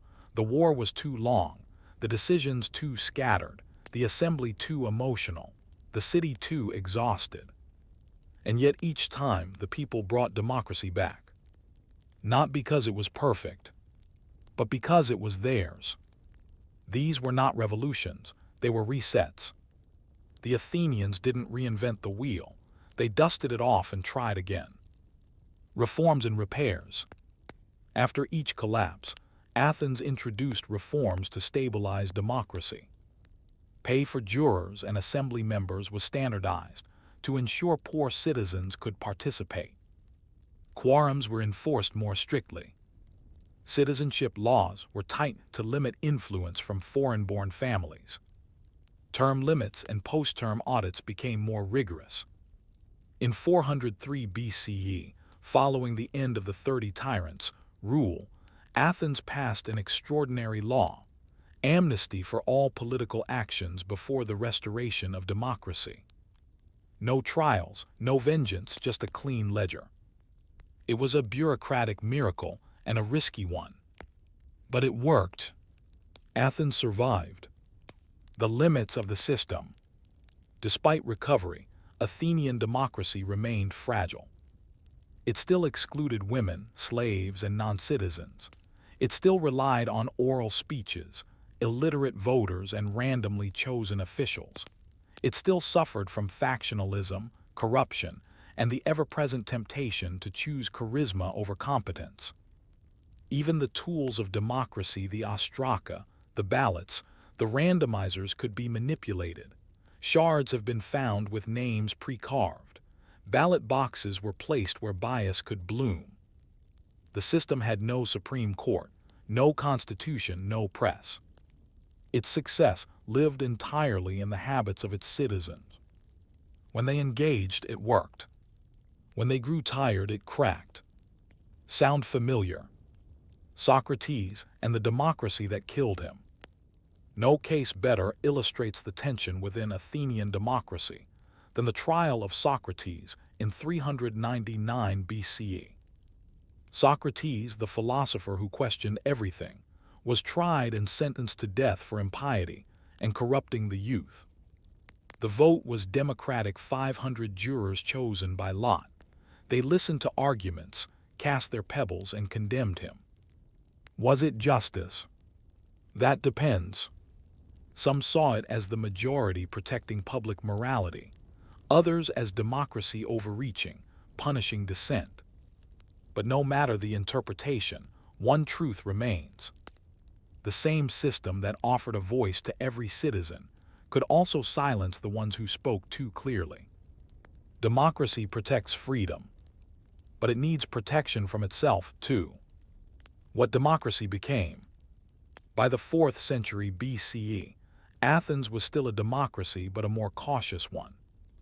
It relied more on laws, less on speeches, more on procedure, less on personality. It became quieter. Some historians see this as decline, others as maturity. But for ordinary citizens, it meant this. Democracy no longer felt like a fire, it felt like a routine. And maybe that's not a flaw. Maybe democracy was never meant to be exciting. Maybe it was always meant to be a schedule, a rhythm of pebbles dropped, laws adjusted, markets checked, and weights balanced. Not for glory, for continuity. Final reflections. You leave the assembly one day, your fingers stained with red clay from voting shards. You pass by the Claroterion, the law stones, the scribes hunched over their tablets. You see a boy running in the agora, shouting about fresh figs. And you realize, democracy was never about perfection, it was about process. The counting of stones, the filing of forms, the appointment of men to watch the scales of grain. No myths, no heroes. Just systems, and the ordinary people who agree to trust them. Athenian democracy didn't end in fire, it ended in fatigue, then in memory. But its echoes remain in ballots, in bureaucracies, in voices raised not to conquer but to organize. And so ends the third story, not with revolution or reform, but with a whisper. What if democracy's greatest power isn't freedom but structure? Story 4. How ships were tied in the Athenian harbor. You're standing in the harbor of Piraeus. It smells like fish, tar, sweat, and salt. The gulls scream, the ropes creak, and beneath it all is the sound of water slapping against hulls, a low, rhythmic beat that hums like the breath of the city itself. Athens may speak in laws, but it breathes through Piraeus. Not just through its great warships, the triremes with rows of oars and names like thunder and sea horse, but through the ordinary ships, the cargo boats, the fishing vessels, the supply transports bringing olive oil, timber, barley, and clay from across the Aegean. And while battles rage in history books here, on the docks, history is tied up literally with rope. Because for all their grandeur, the Athenian navy, the merchant fleet, and the food supply system depended not just on strategy, but on mooring knots, tar, and harbor rules. This is a story not of sailing, but of docking. Piraeus, a city beside the city. Piraeus isn't just a port. It's a second Athens, planned by the architect Hippodamus around 450 BCE with an orderly grid of streets, military dockyards, warehouses, temples, and taverns. The harbor system includes 3 main basins.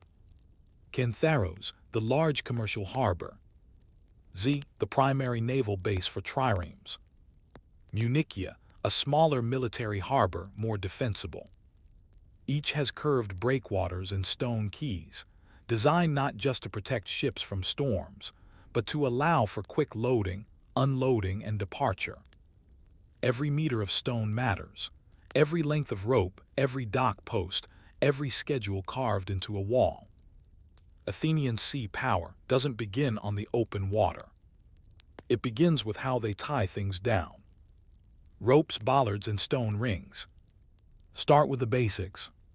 To dock a ship, you need strong ropes, usually of hemp or flax. Heavy bollards or stone rings built into the quay. Fenders, bundles of reeds or leather to protect the ship's hull against stone walls. The sailor or dock worker jumps onto the quay with the bowline in hand. He wraps it around a bollard, pulls it tight, then secures the stern. If winds shift, more lines are added. If the water rises, slack is adjusted. These aren't technical details. They're daily survival techniques. If a trireme isn't tied properly, it can drift, crash, or delay others. And in Piraeus, delays cost. Space is limited, timing matters. Every inch of dock is measured. Every knot is counted. The harbor scribes, who decides where ships go. That job falls to the harbor scribes, epimeletai tu emporiou, officials appointed to oversee commercial traffic, ensure customs are paid, and assign docking slots. They keep ledgers, they track ship names, owners, cargo types, arrival and departure dates. If you're carrying grain from Egypt, your cargo must be inspected. If you're late in unloading, you might be fined. If you dock where you're not assigned, you may be banned from returning. Harbor space is rationed, not just by need but by paperwork.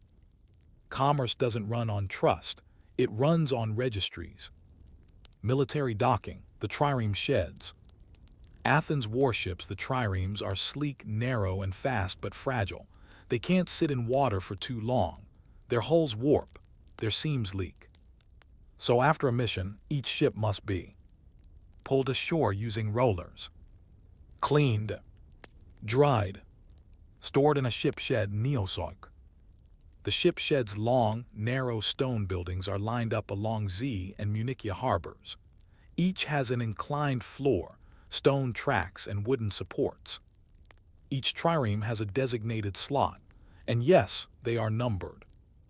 Inspectors regularly check that ships are properly stored, maintained, and ready.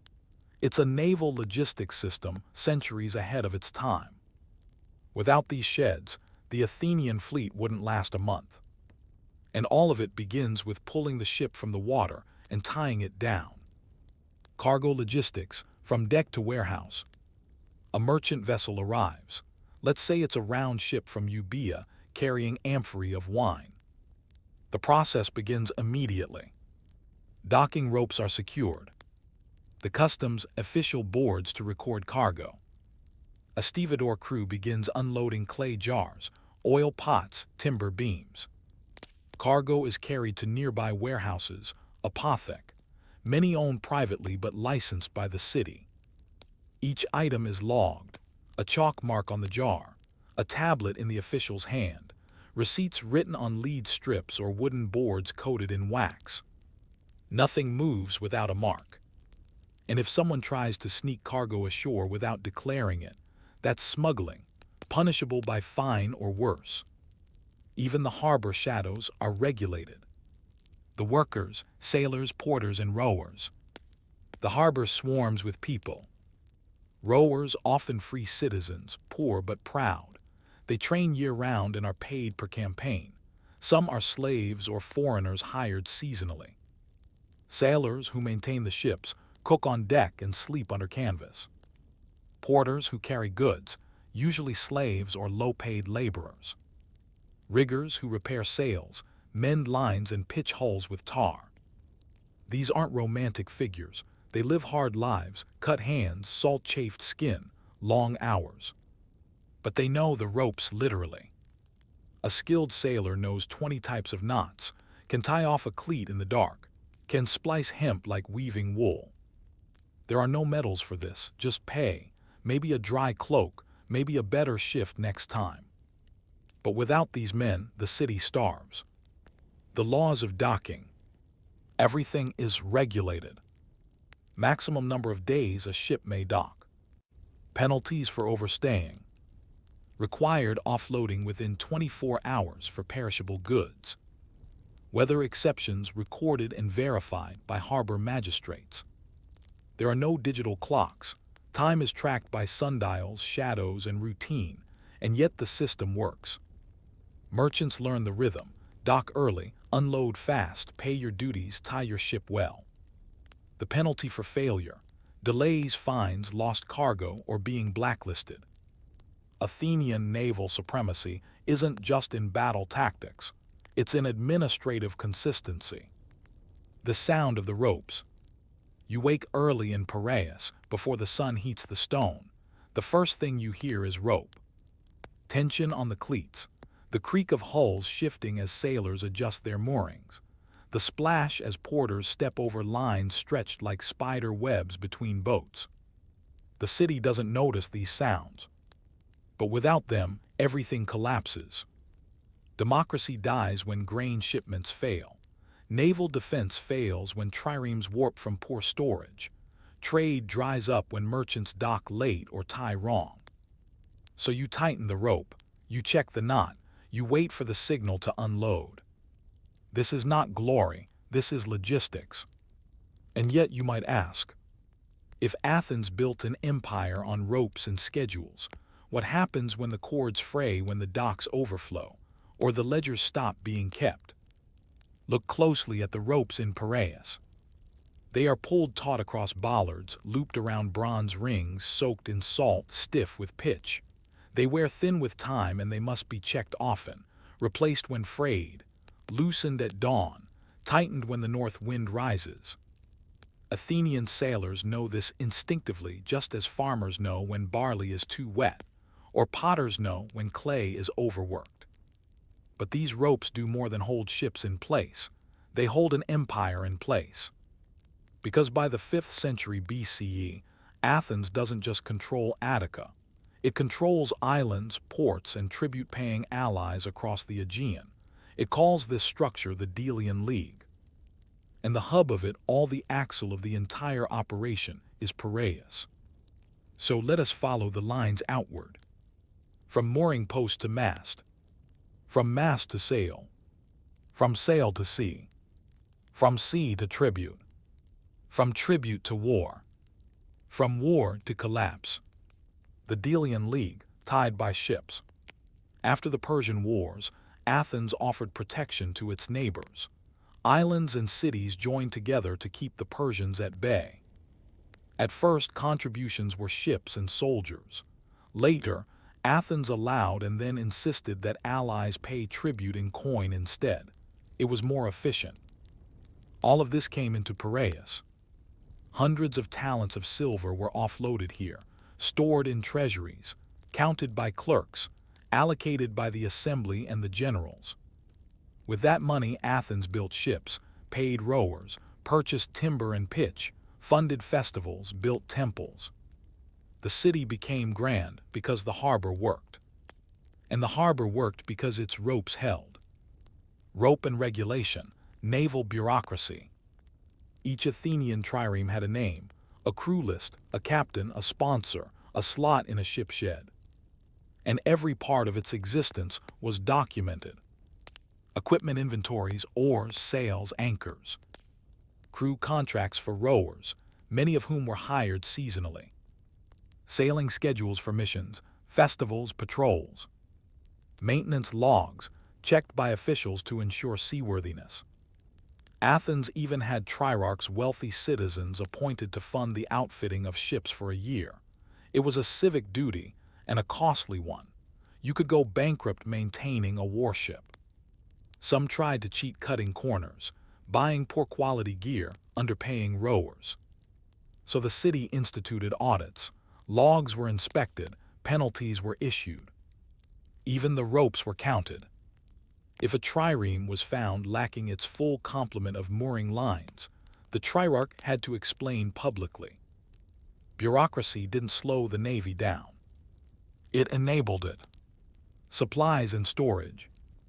Running a harbor like Piraeus meant more than docking ships. It meant supplying them.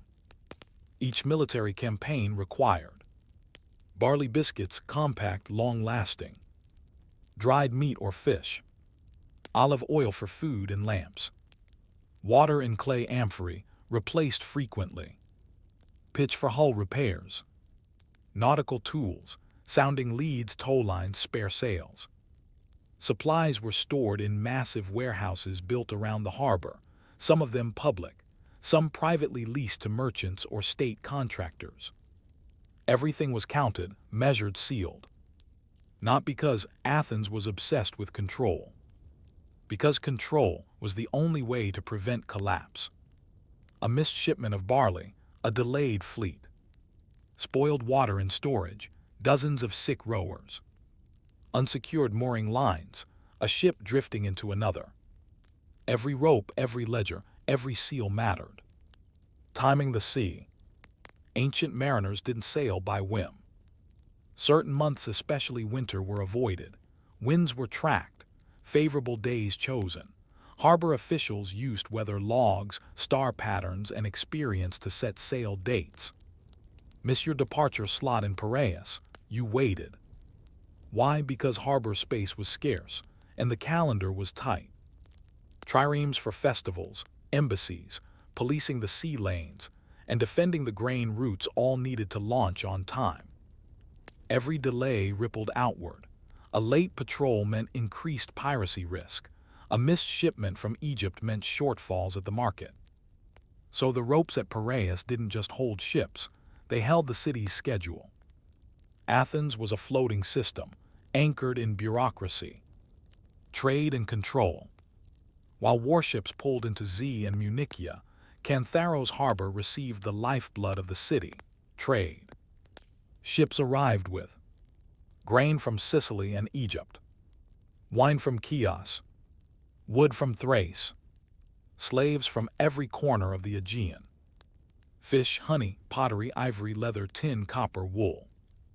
Every shipment was taxed, every dockside deal monitored. Inspectors weighed goods, checked for rot, marked jars with origin stamps. Fraud meant fines or exile. And all the while, porters moved goods from ship to warehouse, warehouse to market, market to household. This wasn't chaos, it was regulated motion. And at its center were simple devices, knots, ledgers, schedules, scales. The harbor at night. After dark, the harbor changed. Sails furled, lamps lit, ropes creaked less but more ominously. The clink of amphorae gave way to the low voices of sailors playing dice or mending gear. Guards walked the perimeter, not to ward off attackers but to prevent unauthorized loading, theft, or smuggling. Ships were forbidden to depart at night unless under military order. The city didn't sleep, but it watched. And in the silence, you could hear the sea lapping against stone, tugging on ropes that held hundreds of tons of wood, iron, and grain just above still water. An empire suspended in mooring tension. Cracks in the ropes. But not all systems hold forever. In time, the Delian League became resented. What began as mutual defense became Athenian dominance. Tribute became burden. Allies grew restless. Some refused to pay. Others rebelled. Athens responded with ships, troops, taxes, more bureaucracy. But as the empire stretched, so did the harbor's capacity. Too many ships, too many logs, too many demands on officials who were, in the end, just citizens with limited patience. One late shipment might be fixed, two might cause complaint. 10. Collapse. When systems overload, ropes fray. And the first thing to fail isn't the trireme. It's the dock schedule. All power is administrative. We don't like to think of empires as fragile. But Athens held its empire not with divine right or brute force alone, but with dock plans, mooring maps, warehousing schedules, and trarch audits. It wasn't mythic. It was methodical. And when those methods broke, when inspectors failed, when shipments slowed, when record-keeping faltered, the empire cracked not with a bang, but with a quiet slip. Like a rope untied. But that leaves a question hanging in the brine. What happens when storms come, both literal and political, and the ships can't be tied at all? A rope is a promise. It says this ship will stay. It says the harbor is ready. It says there is order here. But what happens when too many ships need docking? When the officials stop inspecting? When storms roll in faster than the harbor clerks can update their tablets? This is the story of how Athens, the city that tied the sea to its will, began to slip. Not because it lacked courage, not because it lacked power, but because no empire, however orderly, can hold every knot tight forever. When tribute turned to rebellion, by the middle of the 5th century BCE, the Delian League, once a mutual alliance, had become an Athenian empire in all but name. Money poured into Piraeus not as cooperative contribution, but as mandatory tribute. And people noticed. Island cities that once welcomed protection grew resentful. Why pay for a navy that mostly served Athenian interests? Why send money to fund ships that might one day enforce blockades against you? Some allies tried to leave. Athens sent triremes. It sent tax officials. It sent rope not for docking, but for binding. And every rebellion was another knot pulled tighter. The system became not sustainable but strained. The docks became not just commercial spaces, but symbols of control. The Sicilian disaster. In 415 BCE, Athens launched its most ambitious expedition, a massive fleet sent to Sicily, over 1,300 kilometers west, to conquer Syracuse. It was a logistical miracle. Over 130 triremes, thousands of rowers, weeks of preparation, supplies loaded for a long campaign. The Piraeus harbor swelled with movement. Sailmakers, porters, officers shouting orders, sacrifices made before launch. The ropes held at first, but Sicily was a disaster. The campaign dragged, supplies dwindled, reinforcements were sent, then more. Eventually, nearly the entire fleet was lost. Rowers captured, commanders executed, ships sunk or abandoned. It wasn't just a military defeat, it was a harbor unraveling. Athens lost more than men. It lost momentum. The ropes left slack. Back in Piraeus, ship sheds stood empty. Some docks grew quiet. Warehouses, once bustling, had unsold goods. Fewer merchants came. The cost of maintaining the fleet soared. And still the officials filed their reports. Still the scribes copied names. Still the clerks counted barrels of pitch. But fewer and fewer ships returned. Morale dropped, oversight thinned, docking rules were overlooked, ropes weren't checked, hulls went unsealed. A harbor doesn't collapse in a single day. It decays. One loose line, one missed inspection, one rotted mooring post. The Piraeus that had once buzzed with military order now sighed with economic anxiety.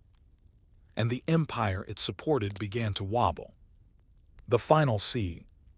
In 404 BCE, Sparta, after nearly 30 years of war, laid siege to Athens. But they didn't go for the Acropolis first. They targeted the long walls, the fortified corridors that connected the city of Athens to its harbor, Piraeus. Why? Because whoever controls Piraeus controls Athens' lungs. No ships meant no grain meant starvation, and the Spartans waited.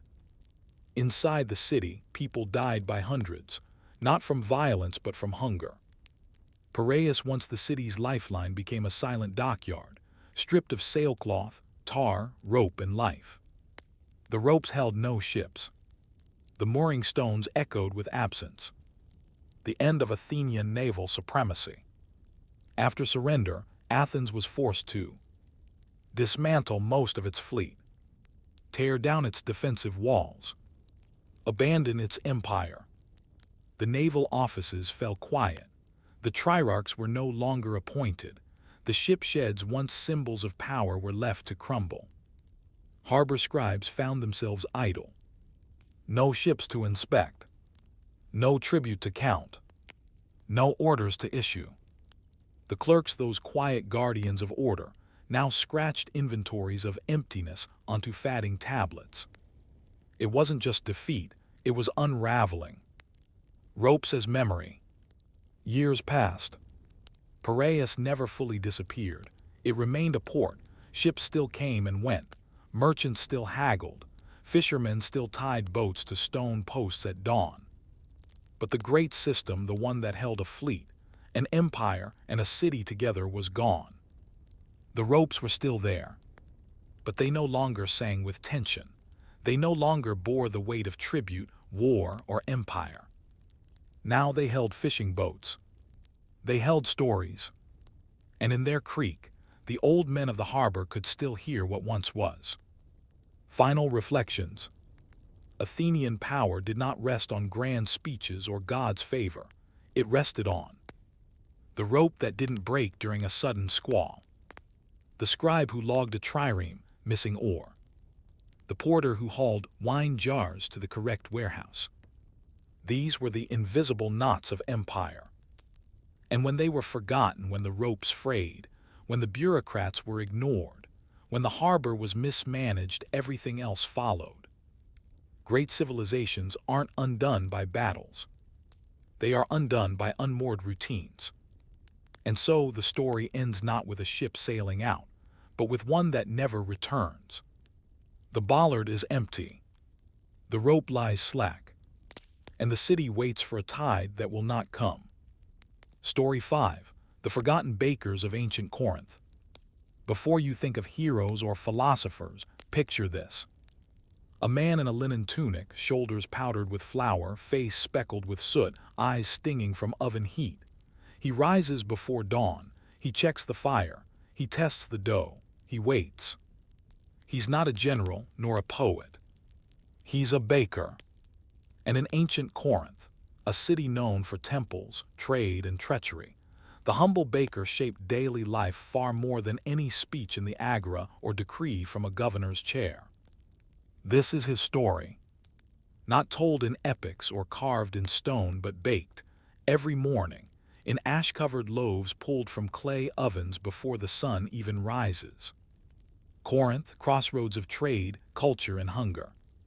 Situated on the narrow isthmus of Corinth, the land bridge connecting northern and southern Greece, Corinth was a commercial titan.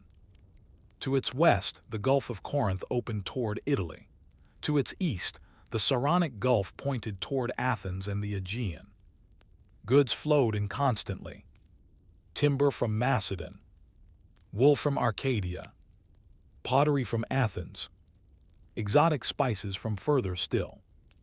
But of all the goods that passed through its markets, none were as essential or as taken for granted as bread.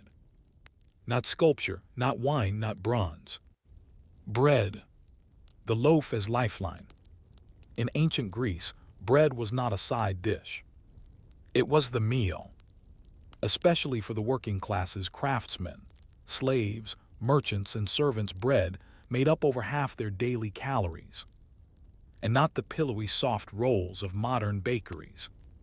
These were dense barley loaves, coarse wheat rounds with cracked crusts, flatbreads peppered with herbs or onions, sometimes twisted into braids or stamped with religious marks. Every style had a function. Round loaves traveled better. Flatbreads baked faster. Hollowed loaves could be stuffed or used as makeshift bowls. Every household ate it. Every army marched with it. Every temple offered it. So who baked it? Not gods. Not aristocrats. Ordinary men and women, often immigrants, often invisible. The bakers' quarters. In Corinth, the bakers lived near the lower market, close to the leeward side of the city where wind carried the heat away, and ovens wouldn't stifle the wealthier neighborhoods. It was a noisy, gritty place. Children carried sacks of grain. Donkeys hauled logs for the ovens. Water carriers rushed past with dripping buckets for dough mixing. The smell of yeast and smoke drifted through cracked shutters. The ovens were domed clay constructions, some freestanding, others built into communal walls. Some bakeries had 4 or 5 going at once. Each was heated with wood, then swept clean of ash before the dough was shoved inside with wooden paddles. There were no thermometers, only experience.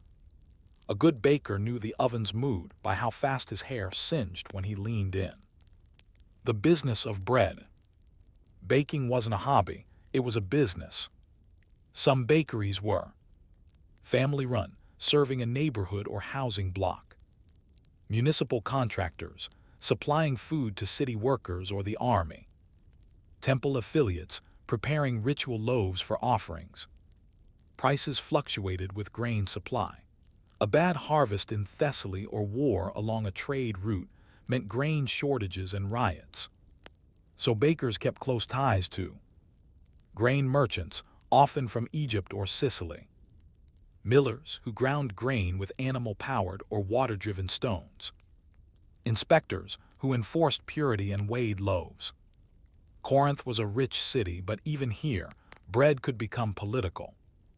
Too much ash in the dough, fined. Underweight loaf, confiscated. Unlicensed bakery, shut down. There were even grain price laws posted on stone near the market, enforced by the city magistrates. A baker who violated the grain ratio could be whipped. Yes, whipped. Bakers as survivors. Despite the rules, bakers were pragmatic. They learned to stretch grain with lentils or chickpea flour. Bake with olive press leftovers when wood was short. Add dried figs or cheese to make stale loaves taste better. They rose at night and finished their work before the city was fully awake. By noon, their ovens cooled. Their aprons hung dry. Their hands, blistered and burnt, finally stilled. They were not honored in the temples. Their names were not carved into stone. But everyone depended on them. Because Corinth couldn't run on gold. It ran on calories. The fire and the flour. Walk through the morning streets of Corinth, and you'll find trails of flour in the cobblestones. Follow the smell of wood smoke and yeast, and you'll reach the baker's alley. There, an old man is pulling out a batch of loaves. He whistles softly to himself.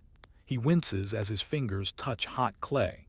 He nods to the girl sweeping the floor, who started as an assistant last season and now mixes the dough herself. Nothing changes here. The city rises and falls, tyrants come and go, temples are built and rebuilt.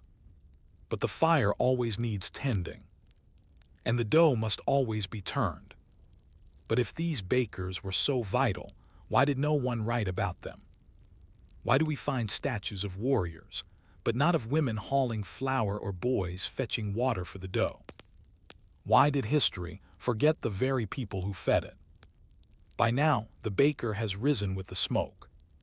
His oven glows from the coals tucked deep in its clay belly. The dough kneaded in the dark by a young apprentice sits beneath a damp linen cloth, rising slowly, its air bubbles forming like breath. In Corinth, bread begins long before the city awakens. But bread wasn't just food. It was a ritual, a tribute, a calculation, a survival strategy.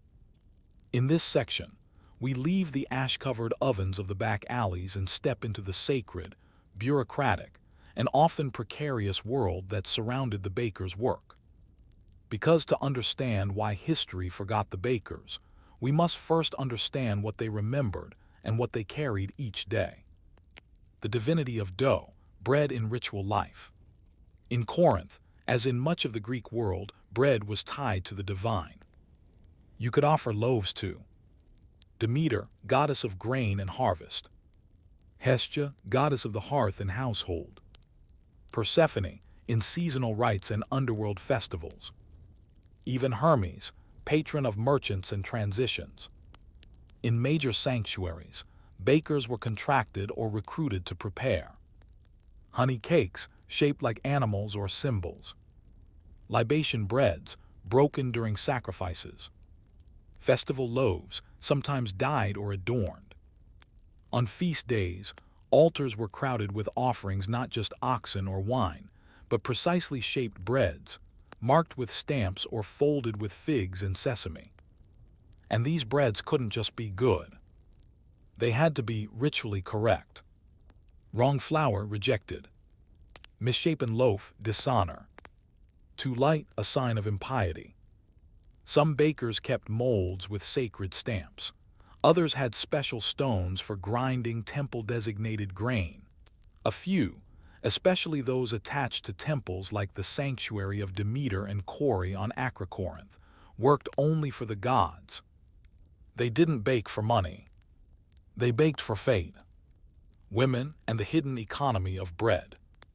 In the official records, most bakers are men. But in homes, in smaller courtyards, behind closed doors, women baked. In fact, women's bread formed the backbone of Corinth's domestic economy. Breakfasts of barley mash or spelt rounds. Midday meals of flatbread with garlic or olives. Ceremonial loaves for births, marriages, and funerals. Mothers taught daughters, daughters taught neighbors, servants learned from elders. There were no written recipes, just observation and muscle memory. And while male bakers filled markets and temples, women filled daily life. They also served as wet nurses, paid partly in flour, midwives compensated with grain, professional mourners, sometimes baking commemorative bread for the dead. These women were part of what modern historians call the hidden economy, vital, unrecorded, and often overlooked. They didn't build empires. They maintained homes. The bureaucracy of bread. Corinth, as a wealthy and well-placed city, had layers of regulation surrounding its food supply. Bakers weren't simply private tradesmen. They were also public servants in times of crisis. During shortages or sieges, the city seized grain stores, compelled bakers to work set hours, fixed bread prices to prevent gouging. Bakers had to accept city grain, bake at city-regulated weights, and distribute to citizens sometimes for free as part of civic welfare. This made the position precarious. During abundance, bakers earned well. During famine, they were often scapegoats. Some were accused of hiding flour or using bad grain. Others were accused of collaborating with corrupt officials. A few disappeared. A few were beaten in the street. So while the baker's hands were rough from kneading, his eyes were sharp for spies, inspectors, and rumors of revolt. Bread and slavery. Many bakeries used enslaved labor. Young men and women captured in war or born into servitude did much of the heavy work. Carrying flour sacks, fetching firewood, turning millstones, maintaining ovens. Sometimes they learned the craft, sometimes they were just muscle. Occasionally, an enslaved person could earn their freedom through baking, especially if trusted to manage supplies or oversee production. But more often, they remained nameless. We have graffiti from walls in Corinth's commercial district mentioning Praxinos, the baker's boy, always sweating. No sculpture, no tomb, just an offhand complaint. These were the hands that fed the city and were seldom thanked for it. Festivals, feasts, and fatigue. Bakers hated festivals, not because they were impious, but because demand exploded. Every household needed special loaves, decorative rolls, breads flavored with rare spices or dried fruit, cakes stamped with temple symbols. Temples placed bulk orders, markets filled, bakers barely slept. Some collapsed from exhaustion, some burned themselves in haste, others simply shut their doors for days afterward, recovering in silence. And yet the expectation remained, bread on every table. To be a baker in Corinth was to work around joy, to feed celebrations you rarely attended, to bake for processions you watched from alleys. Even in the grand Isthmian games where athletes wrestled, ran, and boasted, bakers toiled unseen, preparing rations for visitors. They heard the cheers from afar, behind a curtain of smoke and ash. The record and the silence. So why don't we know their names? We have lists of priests and poets, catalogs of temple donations, inscriptions praising generals and builders. But bakers, their ovens were below the line of memory. Some archaeologists have found bakeries, burnt ovens, charred seeds, kneading troughs hidden behind marble courtyards and great porticos. But names, only fragments. A wax tablet nodding Leontide, supplier of loaves. A scratched amphora with Demetron for 6 obols bread. Enough to know they existed. Not enough to know who they were. Reflections by firelight. Picture it now. A boy stands at the mouth of an oven. He's perhaps 10, maybe younger.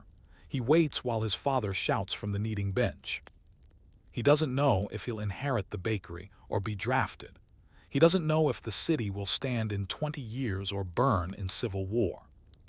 But he does know how to test an oven with his palm, how to mix barley to stretch wheat, how to pull a loaf without tearing the crust. In the soft orange light, he becomes not a child, not a baker's son, but a node in a long, unbroken chain of people who fed cities, sustained empires, and left almost no record. He is forgotten, but his hands hold memory. Still, something lingers. If these bakers were so easily lost to time, how many other laborers, grape pickers, torch makers, pot menders were erased too? And if the bread is gone and the oven cold, how much of history was written only by those who never had to bake? It began with a tremor, not in the earth but in the streets. Trade slowed, grain shipments arrived late, tensions rose like poorly proofed dough, uneven and heavy. And the bakers of Corinth, those unsung architects of daily survival, began to face the slow crumbling of their world loaf by loaf. This final section explores how these quiet laborers weathered decline, war, and the forgetting hand of time, as Corinth transformed from bustling crossroads to imperial afterthought. Bakers, as always, remained at their ovens until even those fell silent. Cracks in the empire. In the 2nd century BCE, Corinth stood tall, still wealthy, still proud. But something was changing. The city was no longer merely Greek, it was becoming Roman. Rome had taken increasing interest in the Peloponnese, first as an ally, then as an overseer, and finally as a master. Bakers noticed before most. Roman grain, cheaper and more refined, flooded the markets. Imported Roman flour undercut local mills. Foreign merchants brought their own bakers new techniques, different loaves. The old barley loaves, once staples, began to seem rustic. Children preferred Roman wheat bread. City officials ordered Roman-style panis quadratus for feasts. Even temple offerings began to imitate Roman forms. Some bakers adapted. Others grumbled. But none could ignore the change in taste, one that wasn't just culinary, but cultural. The siege of 146 BCE. Then came the year that would turn ovens to ashes. Corinth, wealthy and increasingly defiant, resisted Rome's growing dominance. When the Achaean League rose against Roman control, Corinth joined the fight. It was a mistake. The Roman general Lucius Mummius arrived with legions. He laid siege to the city. Corinth's defenses, once formidable, cracked under pressure. After brief but brutal resistance, the Romans sacked the city. And when they did not spare the back alleys. They did not spare the bakers. Homes were looted, workshops burned, temples defiled, men were killed, women and children enslaved. Even the humble bakeries were pulled apart. Ovens were smashed, kneading troughs split, clay weights shattered on bloodied floors. Grain spilled into the streets, trampled and forgotten. The silence of the ovens. For over a century after the sack, Corinth lay empty. Its population scattered or enslaved, its temples closed, its harbor silent, and its ovens cold. No dough was proofed. No loaves were scored. No bread was broken at sunrise. The daily rhythm, the simple, essential, boring miracle of feeding a city had stopped. And with it, the last remnants of the anonymous bakers of old. Rome builds again.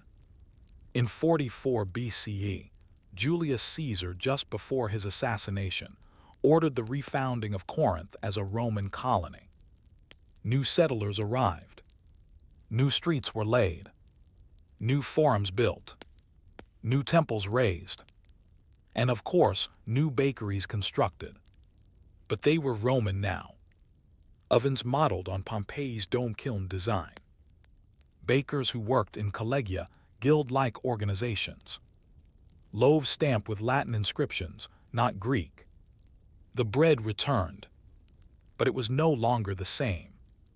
The memories of the old Corinthian bakers, the ones who rose in darkness, who shaped loaves for Demeter, who paid taxes in flour and fed gods and children alike, were not remembered. They had no statues, no names in stone, just shadows behind ovens that no longer stood. Archaeology of the everyday. Today, the remains of ancient bakeries in Corinth lie beneath layers of marble and dust. In some excavation sites, archaeologists have uncovered charred bread ovens, grinding stones embedded in courtyards, burned barley grains preserved in fire-hardened soil. From these fragments, we infer their lives. A scorched oven tells us the baker was there, perhaps in panic. A worn threshold suggests a lifetime of foot traffic. An amphora filled with ancient flour hints at loaves that were never baked. The artifacts do not tell us names, but they whisper routines. The legacy of the forgotten. The baker's legacy is not glory. It's resilience. A city can survive on statues and speeches only so long.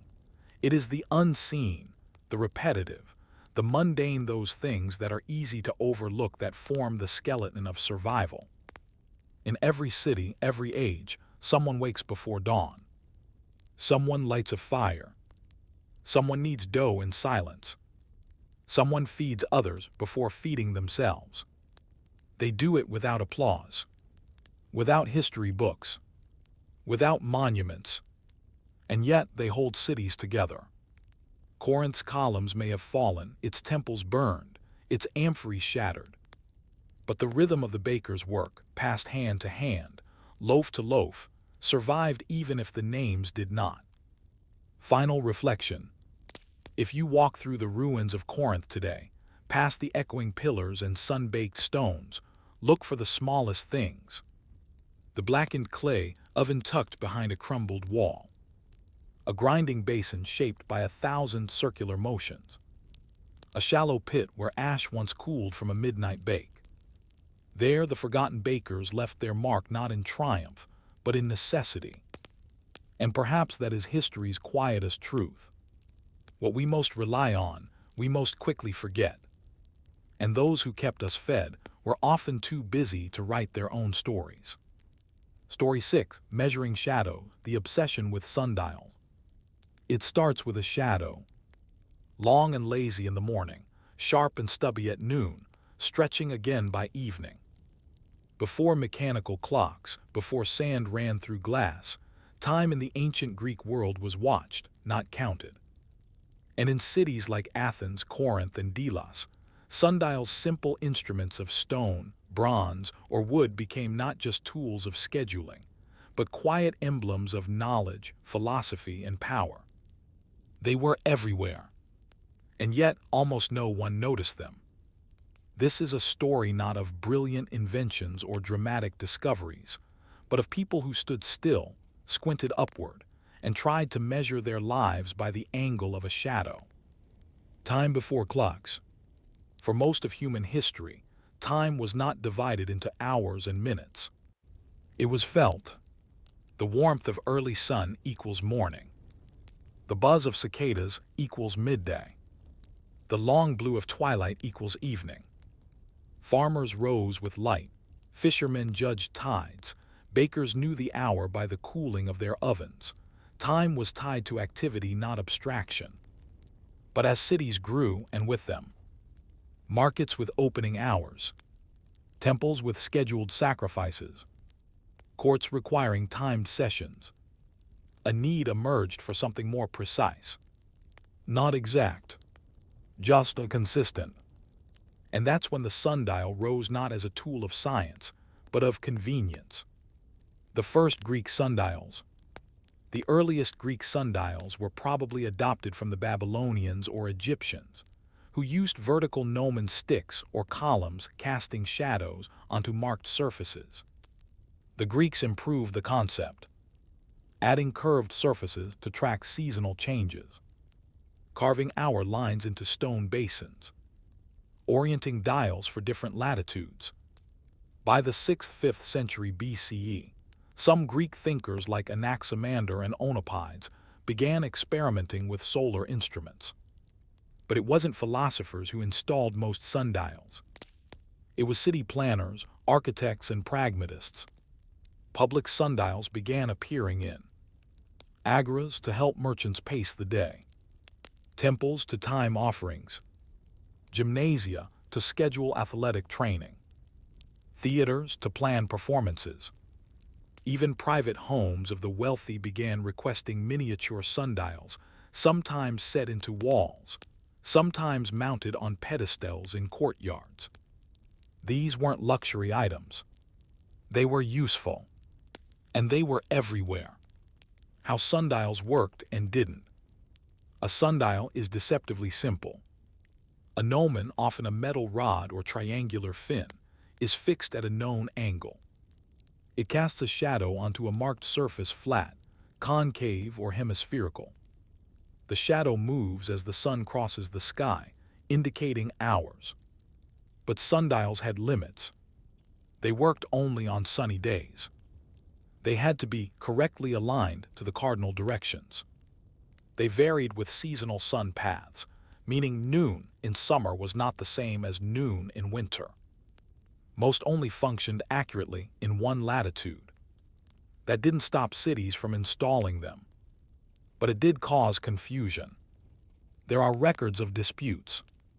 The sun's hour and the waters disagree, wrote one critic, referring to disagreements between sundials and water clocks used indoors. But the sundial was king outdoors. It offered not perfect time but public time. And in ancient Greece, that mattered more. The social life of a sundial. In Athens, imagine a crowded marketplace around noon.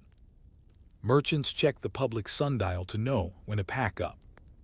Speakers time their orations before the courts based on the dial's shadow. Athletes time their exercises in the palestra. Even children are told to be home before the shadow reaches the third line. It was a shared reference point, visible, communal, and somewhat authoritative. Yet there was always a quiet class tension embedded in timekeeping.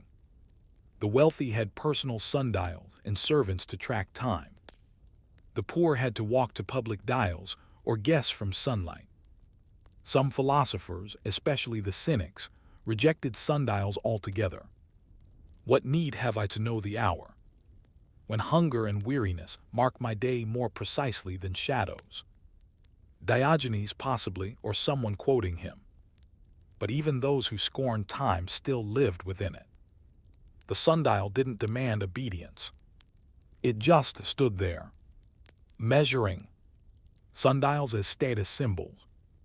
As Greek culture spread through colonies and into Hellenistic realms, sundials became markers of intellect and refinement. If you had a villa in Delos or Syracuse, you might commission a stone dial engraved with your name. Install a bronze sundial in your courtyard garden. Have a traveling portable sundial carried by a slave or assistant. Some were extravagantly designed, carved from marble, inlaid with gold hour lines, decorated with astrological symbols. At least one has been found shaped like a human face, with the gnomon protruding from the forehead, a blend of science and sculpture. But many remained humble. A disc with etched lines, a basin chipped by decades of wind, a crooked gnomon reset yearly by a careful hand. The silence between shadows. Despite their ubiquity, sundials did not fill the entire day. What about before sunrise? What about after sunset? What about cloudy days? People used instinct, ritual bells, the rise and fall of shadows on walls. In some cases, time simply paused. Meetings adjourned until light returned. Markets closed early on overcast days. Priests adjusted sacrifices by feel rather than by rule. Sundials helped people manage the light. They didn't control time. They merely echoed it. A thought in stone. At the base of some ancient sundials, especially in later Hellenistic periods, we find short inscriptions. A few read like quiet poetry. I do not speak, but I show the hour. I mark what you waste. Time flows, my shadow follows. Sundials offered more than function. They inspired reflection. To watch a sundial was to be reminded that time moved regardless of you. Shadows lengthened even when you stood still. Your life, like the gnomons' mark, would rise, peak, and fade. Boring, perhaps, but in that boredom lay truth. Unresolved thought. So, as sundials spread across the Greek world from city centers to island homes, what happened when time began to disagree with itself? What did it mean when a public sundial said 1 hour and a private one said another? Who was right and who had the power to decide? Somewhere in a crowded Athenian agora, under the glare of a late summer sun, two men argued. One pointed to the sundial, mounted on a public pedestal. The other pointed to a portable dial, small, bronze, and swinging from a chain around his wrist. Each claimed it was noon. Each was right and wrong, because by the 3rd century BCE, the Greeks had stumbled into a dilemma both mundane and profound. Time was no longer singular. Sundials, once symbols of order, were suddenly exposing something deeply inconvenient about civilization. Everyone was living in slightly different time. Public time versus private time. As sundials proliferated, so too did their inconsistencies. A public sundial might be aligned improperly, worn smooth by weather, calibrated for a season months ago, set during solstice, now useless at equinox. A private sundial might be tilted in a shady courtyard, too small to track precise angles, designed for a different latitude entirely. And therein lay the problem. You see, Greek sundials had to be adjusted for geographic location. A sundial from Athens wouldn't work properly in Delphi, Corinth, or Rhodes. Each required unique curves for the hour lines, gnomons of different lengths and angles, seasonal recalibration, sometimes daily. So when the Greek world expanded through colonization, conquest, and commerce, the same dial could give different times in different places. A merchant from Pergamon might check his dial and arrive early to a meeting in Thebes. A priest in Delos might light the sacrificial fire a full hour before the local sundial said it was time. For ordinary people, this wasn't a philosophical crisis. It was confusing. The rise of correct time. To resolve the growing conflict, cities began installing calibrated public sundials. These required skilled astronomers or mathematicians, surveys of the city's orientation, careful sculpting of curved dials based on solar declination tables. Some dials became increasingly complex, like the famous hemicyclium, a hemispherical bowl carved into stone, hour lines engraved along its inner curve, a vertical gnomon casting shadows across the arc. These dials could account for the seasonal movement of the sun, the time of day with surprising precision, even in some models, the length of the year. A few cities paid dearly for well-calibrated sundials, often commissioning them from Rhodes, Alexandria, or Pergamon. But even these were only correct when maintained. If a gnomon bent, or a base shifted, or an earthquake nudged the pedestal a few degrees, the entire instrument became useless. And without someone to adjust it, it remained wrong indefinitely. Who had the authority over time? By the Hellenistic period, time had become political. Courts scheduled hearings at the third hour, but whose hour? Markets opened after the fifth line, but on whose dial? Ships departed at sun's zenith, but zenith according to what? Cities began appointing timekeepers, often priests, magistrates, or astronomers, to manage the official calendar and oversee public dials. In Alexandria, the polymath Eratosthenes not only calculated the Earth's circumference using a sundial, but also maintained the city's timekeeping systems. He wasn't just a scientist. He was a regulator of civic rhythm. And in Athens, inscriptions reveal city officials responsible for aligning sundials, setting ceremonial hours, reconciling discrepancies between solar and lunar time. Because yes, that's another wrinkle. The Greeks used lunar months for festival and religious life. But sundials followed the solar day. So even when the sun and shadow agreed, the calendar might not. A priest might declare it the first of Thargelion, while a sundial showed the shadow sitting stubbornly in late Gamelion. Portable sundials and the travel problem. As Greek merchants, ambassadors, and generals moved across the Mediterranean, many carried portable sundials, often shaped like purses, boxes, cylinders, even folding tablets. But these were not universal tools. They had to be custom-made for the user's latitude. We've recovered several surviving models from sites like Delphi, a bronze cylinder marked for use in 3 cities; Salerno, a pocket-sized dial with adjustable gnomons; Antikythera, the famed shipwreck. Fragmentary evidence suggests one complex, possibly multifunctional time device was on board. To use a portable dial properly, one had to align it to true north, tilt it to the correct solar angle, know local solar time, adjust for the declination of the sun based on the time of year. In other words, you had to be educated, which meant, again, that accurate time was not equally accessible. Philosophical dissonance. What is time anyway? Naturally, the philosophers weighed in. Plato had warned that excessive reliance on instruments could weaken the mind. In his Phaedrus, he questioned written language as a threat to memory. He might have said the same about sundials and reason. Later thinkers like Epicurus considered time a perception, not a universal. His followers distrusted rigid structure, preferring to live in accordance with nature, not instruments. The Stoics, on the other hand, saw time as ordered and divine. For them, the sundial was not a mere convenience, it was a manifestation of cosmic reason, logos.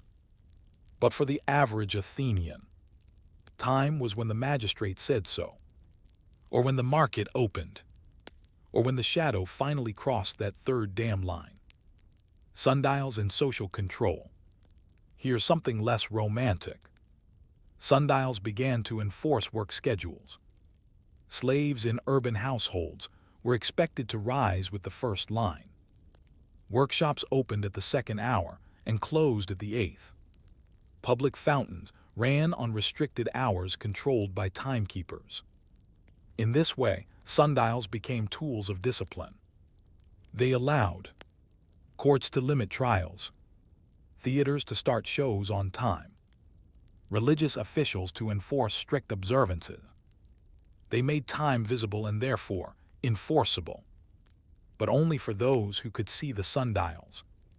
The poor, the enslaved, the illiterate, they followed bells, footsteps, hunger. Sundials were not universal. They were urban, elite, and deeply ideological. The whisper of misalignment. Over time, some public sundials were left to decay. Cracks in the stone misaligned the hour lines. Gnomons broke and were never replaced. New buildings cast shadows that ruined accuracy. But the dials were rarely removed. They remained in place, silent and skewed. People still passed them, perhaps nodded at them and went on living. Because even a broken sundial marks time, just not yours. Unresolved thought. So what happened when mechanical time arrived? How did people reconcile sundials, water clocks, and eventually gear-driven clocks, each telling a slightly different version of the same moment? Was time becoming more precise? Or more fragmented? The last sundial didn't disappear in a blaze of fire or a thunderclap of obsolescence. It faded slowly, one shadow at a time. By the 2nd century CE, the Roman Empire had risen, enveloping the Greek world into its vast administrative structure. Sundials, originally local, imperfect instruments tied to solar geography, now found themselves competing against something more methodical, mechanical, and ambitious. Time was no longer just a shadow. It was now a measurement, a system, a schedule. When the clock took over, Greek cities had long used water clocks, clepsydry, in law courts and temples, especially when sundials were unreliable indoors or in cloudy conditions. These devices dripped water from one vessel to another, measured time by the gradual filling or emptying of containers, were carefully calibrated and monitored. But these too had limitations. They required constant refilling. They couldn't easily account for seasonal variation. They were hard to read at a glance.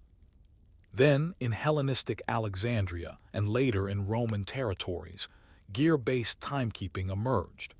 Building on principles outlined by Archimedes and Ctesibius, some ingenious minds crafted astronomical clocks, using gears to model celestial motion. Complex clepsydry with dials, figurines, and mechanical chimes. Tower clocks, powered by water and counterweights. These clocks didn't rely on the sun or the sky.